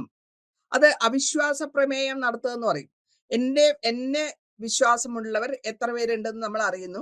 അതിനാണ് അവിശ്വാസ പ്രമേയം നടത്തി കോൺഫിഡൻസ്, ആൾക്കാരുടെ മെജോറിറ്റി കിട്ടിയാൽ മാത്രമേ കണ്ടിന്യൂ ചെയ്യാൻ പോകാൻ പറ്റുള്ളൂ. അപ്പൊ ഇങ്ങനെയാണ് ഈ ഗവൺമെന്റിന്റെ ഫോർമേഷൻസ് വന്നുകൊണ്ടിരിക്കുന്നതും. ഈ നേപ്പാൾ ഗവൺമെന്റിലും മാറി മാറി വന്നു. കുറച്ച് കഴിഞ്ഞിട്ട് അവര് നേപ്പാളി നമ്മുടെ കൊയ്രാള എന്ന് പറഞ്ഞിട്ടുള്ള ഒരു ലീഡർഷിപ്പ്, ആ ലീഡർഷിപ്പ് മാറുകയും പിന്നെ പ്രൈം മിനിസ്റ്റർ വരികയൊക്കെ ചെയ്തിട്ടുണ്ട്. അടുത്തതായിട്ട് നമ്മൾ നോക്കുന്ന ശ്രീലങ്കൻ ഗവൺമെന്റ്. ശ്രീലങ്കൻ ഗവൺമെന്റിൽ നമ്മൾ കാണുന്നത് എന്താ വെച്ചാല്, ഒരു സെമി എക്സിക്യൂട്ടീവ് പ്രസിഡൻസി. അത് എപ്പോഴാണ് ചെയ്യണമെന്ന് വെച്ചാൽ 1978 കോൺസ്റ്റിറ്റ്യൂഷനില് അത് ഭണ്ഡാരനായികയുടെ ഒക്കെ കാലഘട്ടത്തിൽ അത് മെയിൽ പ്രസിഡന്റ് ആയാലും കൊള്ളാം, ഫീമെയിൽ പ്രസിഡന്റ് ആയാലും കൊള്ളാം, powerful head of the state. ഈ ശ്രീലങ്കയെ പറയുമ്പോഴും നമുക്ക് ശ്രീലങ്കയുടെ സൈസ്, പോപ്പുലേഷൻ ആൻഡ് ലാൻഡ് വളരെ കുറവായതുകൊണ്ടും അവിടെ ബൈക്യാമറൽ ലെജിസ്ലേച്ചർ കൊണ്ടുവന്നു ആദ്യകാലങ്ങളിൽ. അതിനെ പിന്നെ യൂണിക്യാമറലാക്കി മാറ്റി, പിന്നെ സെനറ്റിനെ അബോളിഷ് ചെയ്തു, പിന്നെ നാഷണൽ സ്റ്റേറ്റ് അസംബ്ലി കൊണ്ടുവന്ന് അങ്ങനെ ഒരു വർക്ക് ശ്രീലങ്കൻ ഗവൺമെന്റിനെ സപ്പോർട്ട് ചെയ്തുകൊണ്ടിരുന്നത് ശ്രീലങ്കന്റെ അടുത്ത രാജ്യമായ നമ്മുടെ ഇന്ത്യ ചരിത്രമാണ്. നമ്മൾക്ക് നേരത്തെ കാലഘട്ടങ്ങളിൽ പഠിച്ചിട്ടുണ്ട്, ഇന്ത്യൻ ആർമീസ് ഇവിടെ നിന്ന് തമിഴില്ലം എന്ന് പറഞ്ഞിട്ട് ഒരു പ്രശ്നം ഉണ്ടായി ശ്രീലങ്കയില്. അപ്പോൾ ഇന്ത്യൻ സോൾജേഴ്സ് അവിടെ ചെല്ലുകയും അവര് കൺട്രോൾ ചെയ്യാൻ, ശ്രീലങ്കൻ ഗവൺമെന്റും സിംഗളീസും തമിഴ് ആൾക്കാരും തമ്മിലുള്ള കോൺഫ്ലിക്റ്റ് ഉണ്ടായി. അതിനെയാണ് തമിഴ് ഇല്ലം എന്നുള്ള ഒരു സിസ്റ്റം വരുന്നു, അവിടെ ഒരു ഫൈറ്റ് വരുന്നു. ആ സമയത്ത് ഇന്ത്യൻ ഗവൺമെന്റ് നെയ്ബർഹുഡ് എന്നുള്ള ലെവലിൽ ഇന്ത്യൻ ഗവൺമെന്റ് സപ്പോർട്ട് ചെയ്യുന്നു. അങ്ങനെ പോകുമ്പോഴാണ് രാജീവ് ഗാന്ധിനെ ഒരു ശ്രീലങ്കൻ ആർമിമെൻ ഹിറ്റ് ചെയ്യാൻ ട്രൈ ചെയ്യുന്നതും. ലേറ്റർ ഓൺ അവർ കാലശേഷം അവർക്കുള്ള ആർമീസിന്റെ മിസ്ബിഹേവിയർ എന്നാണ് പറയുന്നത്. എന്താണ് കാര്യം നമുക്ക് സ്ഥിരമായിട്ട് അറിയില്ലെങ്കിൽ കൂടെയും രാജീവ് ഗാന്ധിനെ വധിക്കാനുള്ള ലെവലിലേക്ക് വരെ ശ്രീലങ്കൻ ഗവൺമെന്റിന്റെ ആൾക്കാർ പോയി ചേർന്നു. അപ്പോൾ ഈ ഓരോ സൗത്ത് ഈസ്റ്റ് ഏഷ്യയില് ഞാൻ പറയുന്നത് ഓരോ സ്റ്റേറ്റിലും അതിൻ്റെതായ പ്രോബ്ലംസ് ഉണ്ട്, അതിൻ്റെതായ ഗവൺമെന്റ് ഉണ്ട്, അതിൻ്റെതായ ഗവൺമെന്റിന്റെ സൊല്യൂഷൻസും അവർ തന്നെ കണ്ടുപിടിക്കണം. അപ്പോഴേ പറ്റുള്ളൂ. ഇതിപ്പോ ഇന്നലത്തെയും പേപ്പറിൽ ഞാൻ കണ്ടു, ശ്രീലങ്കന്റെ ഗവൺമെന്റിന്റെ പ്രസിഡന്റിന്റെ വീട് വരെ ആൾക്കാർ കയറിയും. ന്യൂസ് പേപ്പർ നിങ്ങൾ വായിക്കുകയാണെങ്കിൽ നിങ്ങൾക്ക് മനസ്സിലാക്കാൻ പറ്റും. ശ്രീലങ്കൻ ഗവൺമെന്റ് ഇപ്പൊ പ്രസിഡന്റിനെ കാണാനില്ല, പ്രസിഡന്റിനെ ആൾക്കാരെ ഉപദ്രവിക്കാൻ വരുന്നുണ്ടോ എന്ന് അറിഞ്ഞത് കൊണ്ട് അവരുടെ ആർമി മാറ്റിയതാണെന്ന് പറയുന്നു. അപ്പോൾ ഈ ജനസമൂഹം ആ പ്രസിഡന്റിന്റെ വീട് കയ്യേറുകയും അവിടെ താമസിക്കുകയും അവിടുത്തെ ഡ്രസ്സുകൾ എടുത്ത് ഉപയോഗിക്കാൻ പഠിക്കുകയും അവിടുത്തെ സ്വിമ്മിംഗ് പൂളില്, കാരണം ഒരു head of the institution, head of the state ജനങ്ങളുടെ സുഖ സൗകര്യങ്ങൾക്ക് ഇമ്പോർട്ടൻസ് കൊടുക്കണം. അല്ലെങ്കിൽ അധികാര ഭ്രമം ഇല്ലാണ്ട് ഭരിച്ചാൽ ഇത്രത്തോളം ഒരു എന്താ പറയാ, ഒരു വെറുപ്പ് വരാനുള്ള സാധ്യത കുറവായിരിക്കും. ഇനി മാൽദീവ്സ്, അടുത്തത് ഐലൻഡ് ആണ് മാൽദീവ്സ് ഗവൺമെന്റ്. അവിടെ നമ്മൾ എന്താ കാണുന്നതെന്ന് വെച്ചാൽ പ്രസിഡൻഷ്യൽ ഫോം ഓഫ് ഗവൺമെന്റ് ആയിരുന്നു, യൂണികാമറൽ ലെജിസ്ലേച്ചർ, അതായത് ഒരൊറ്റ ഒരു ഹൗസ്. അവരുടെയും പ്രസിഡന്റ് മാൽദീവ്സിലും ഇതേമാതിരി തന്നെ. ഈ മാൽദീവ്സിന്റെ കുറച്ചുകൂടെ ഇമ്പോർട്ടൻസ് വരുന്നത് ട്രേഡിന് അതുവഴി പോകാൻ പറ്റും. ബ്രിട്ടീഷുകാരുമായിട്ട് ബ്രിട്ടീഷ് കപ്പലുകൾക്ക് വഴിയിട്ടുള്ള ഒരു സംബന്ധം ഉണ്ടാവുന്നുണ്ട്. അപ്പൊ മാൽദീവ്സിലും പ്രസിഡൻഷ്യൽ ഫോം ഗവൺമെന്റ് കൊണ്ടുവന്നിട്ട് യൂണികാമറൽ ലെജിസ്ലേച്ചർ വഴി പ്രസിഡന്റിന് സ്ഥാനം കൊടുത്ത് കൺട്രോൾ ചെയ്യുന്നു. അപ്പൊ പ്രസിഡന്റ് കൺട്രോൾ ചെയ്യുമ്പോൾ ഗവൺമെന്റ് പ്രസിഡന്റ് ഡിസൈഡ് ചെയ്യുന്നതല്ലേ പ്രാക്ടീസ് ചെയ്യുക. അങ്ങനെ വരുമ്പോൾ പിന്നെ ലേറ്റർ ഓൺ നമ്മൾ കാണുന്നത് അടുത്ത സൗത്ത് ഈസ്റ്റ് ഏഷ്യയുടെ അടുത്ത നേഷൻ ഭൂട്ടാനില് ബൈക്യാമറൽ സിസ്റ്റം കൊണ്ടുവരുന്നുണ്ട്. അതിനെ നാഷണൽ കൗൺസിൽ വഴി കൊണ്ടുവന്ന് ലോവർ ഹൗസിൽ കൊണ്ടുവന്നു, പിന്നെ മാറ്റി കോൺസ്റ്റിറ്റ്യൂഷൻ മൊണാർക്കി കൊണ്ടുവന്നു. ആ കോൺസ്റ്റിറ്റ്യൂഷൻ മൊണാർക്കി എന്ന് പറയുമ്പോൾ പവർ അവിടെ ഉണ്ട്, രാജാവിന്റെ സ്ഥാനം അവിടെ ഉണ്ട്, പക്ഷെ പ്രൈം മിനിസ്റ്റർ ആയിരിക്കും ക്യാബിനറ്റ് കൺട്രോൾ ചെയ്യുക. അപ്പോൾ ഇങ്ങനെ ഈ സൗത്ത് ഈസ്റ്റ് ഏഷ്യയിലെ പല വിധത്തിലുള്ള ഡൈവേഴ്സിറ്റി ഉള്ള ഗവൺമെന്റുകൾ പ്രാക്ടീസ് ചെയ്താണ് വന്നിട്ടുള്ളത്. പൊളിറ്റിക്കൽ പാർട്ടീസും പല വിധത്തിലുള്ള പൊളിറ്റിക്കൽ പാർട്ടീസ് ഇവിടെ ഉണ്ടാകുകയും പ്രാക്ടീസ് ചെയ്യുകയും പ്രോ നാഷണലിസം കൊണ്ടുവരികയും അതിനുശേഷം അവര് നേഷന്റെ തന്നെ പുതിയതായിട്ടുള്ള നാഷണൽ ലീഡേഴ്സ് വരെയും ചെയ്യുന്നുണ്ട്. വേരിയസ് പാർട്ടീസ് ഇന്ത്യയിലായാലും ശരി, നെയ്ബർഹുഡായ സിലോൺ ആയാലും ശരി, ബംഗ്ലാദേശ് ആയാലും ശരി, പല പാർട്ടീസ്, പല വിധത്തിലുള്ള വിചാരങ്ങളുള്ള പാർട്ടീസ് വരുന്നു. പാകിസ്ഥാനിലും ഇതേമാതിരി പാർട്ടീസ് മാറി മാറി വരുന്നുണ്ട്, ശ്രീലങ്കയിലും പാർട്ടീസ് മാറി വരുന്നുണ്ട്. ഇപ്പൊ ഇങ്ങനെ പാർട്ടികൾ മാറി മാറി വന്ന് പ്രാക്ടീസ് ചെയ്തപ്പോഴാണ് നമുക്ക് പൊളിറ്റിക്കൽ ഐഡിയോളജിയെ പറ്റി നമുക്ക് മനസ്സിലാക്കാൻ പറ്റുക. ഫാമിലി പോളിറ്റിക്സ് എന്ന് പറയുന്നത് നമ്മള് നെഹ്റു ഫാമിലി പോളിറ്റിക്സ് ഉണ്ട്, ശ്രീലങ്കയിലുണ്ട്, അതേമാതിരി നേപ്പാളിലുണ്ട്, കൈറാള ഫാമിലീസ് ഉണ്ട്. ഫാമിലി പോളിറ്റിക്സ് എന്ന് പറയുമ്പോൾ ഉദ്ദേശിക്കുന്നത് ഫാദറിന്റെ കണ്ടിന്യൂറ്റി ആയിട്ട് സൺസോ ഡോട്ടേഴ്സോ വരിക. നെഹ്റുവിന് ശേഷം ഇന്ദിരാഗാന്ധി വന്നു, ഇന്ദിരാഗാന്ധിക്ക് ശേഷം രാജീവ് ഗാന്ധി വന്നു. അപ്പോൾ അവിടെ എന്താ പറയാ, നമ്മള് ഡെമോക്രസീന്റെ ഒരു ഷോർട്ടേജ് അവിടെ കാണുന്നു. ഇപ്പോൾ മനസ്സിലായിക്കൊണ്ടിരിക്കുന്ന വ്യത്യാസങ്ങൾ നിങ്ങൾ പ്രാക്ടിക്കലായിട്ട് കാണുന്നതാണ്, ഞാൻ പ്രത്യേകിച്ച് പറയേണ്ടില്ല. അതാണ് ഈ ഫാമിലി പോളിറ്റിക്സിനെ പറ്റി എത്ര അഭിപ്രായം ഇല്ലാത്തത്. ഫാക്ടേഴ്സ് എന്തൊക്കെയാന്ന് വെച്ചാല് ഇതിൽ ബേസ് ആയിട്ട് റിലീജിയൻ, പൊളിറ്റിക്സ്, പോളറൈസേഷൻ ടാർഗറ്റ് ചെയ്യുന്നു, ഓരോരുത്തരായിട്ട് ടാർഗറ്റ് ചെയ്തിട്ട് കൊണ്ടുവരുന്നതാണ് ഈ മൈനോറിറ്റി പാർട്ടിയും മെജോറിറ്റി പാർട്ടിയായിട്ടുള്ള ഫാക്ടേഴ്സ് വരിക. ഇൻട്രാ റീജിയണൽ പൊളിറ്റിക്സ് എന്ന് പറയുമ്പോൾ ഒരു രാജ്യത്തിന്റെ അകത്തു നിന്ന് വേറൊരു രാജ്യത്തുള്ള കൊളോണിയൽ കൺസ്ട്രക്ഷൻ വരികയും അത് മുഖാന്തരം പൊട്ടൻഷ്യൽ ആയിട്ടുള്ള ഒരു വ്യത്യാസങ്ങൾ വരികയും നെയ്ബർഹുഡിലെ ഡിസ്റ്റർബൻസ് വരുമ്പോഴും ഇത് വരും. ഈ കോൺഫ്ലിക്ട്സ് എല്ലാ ഫോറിൻ നാഷണൽസും റിലേഷൻസിലും ഉണ്ടാവുന്നതാണ്. ഈ ഇന്ത്യയുടെ റോളില് ഇന്ത്യ എല്ലാ നെയ്ബർഹുഡിലുള്ള എല്ലാ രാജ്യങ്ങൾക്കും സഹായ സഹകരണങ്ങൾ കൊടുക്കുന്നുണ്ട്. മാൽദീവ്സിന് കൊടുത്തു, ബംഗ്ലാദേശിന് കൊടുത്തു, ശ്രീലങ്കയ്ക്ക് കൊടുത്തു.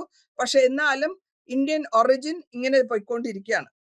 ഇനി സൗത്ത് ഈസ്റ്റ് ഏഷ്യൻ ഗ്ലോബൽ ആയിട്ട് ജിയോ പൊളിറ്റിക്സ് നോക്കുമ്പോൾ എല്ലാ വിധത്തിലും റീജിയണൽസ് ഒറ്റക്കെട്ടാക്കി കൊണ്ടുവരാനായിട്ടാണ് ഇന്ത്യ ശ്രമിച്ചുകൊണ്ടിരിക്കുന്നത്. സൗത്ത് ഏഷ്യ വേൾഡ് വാർ ടൈമിലും, കോൾഡ് വേൾഡ് വാർ ടൈമിലും നോൺ അലൈൻമെന്റ് പോളിസി എടുത്തു സെക്കൻഡ് വേൾഡ് വാർ ടൈമിൽ. ആ പോളിസി മുഖാന്തരമാണ് ഇന്ത്യയുടെ ഫ്രാക്ചർ തന്നെ വ്യത്യാസം വന്നത്. നോൺ അലൈൻമെന്റ് മൂവ്മെന്റ് വളരെ പ്രധാനമുള്ള ഒരു ഏരിയ ആണ്. നന്ദി, നമസ്കാരം.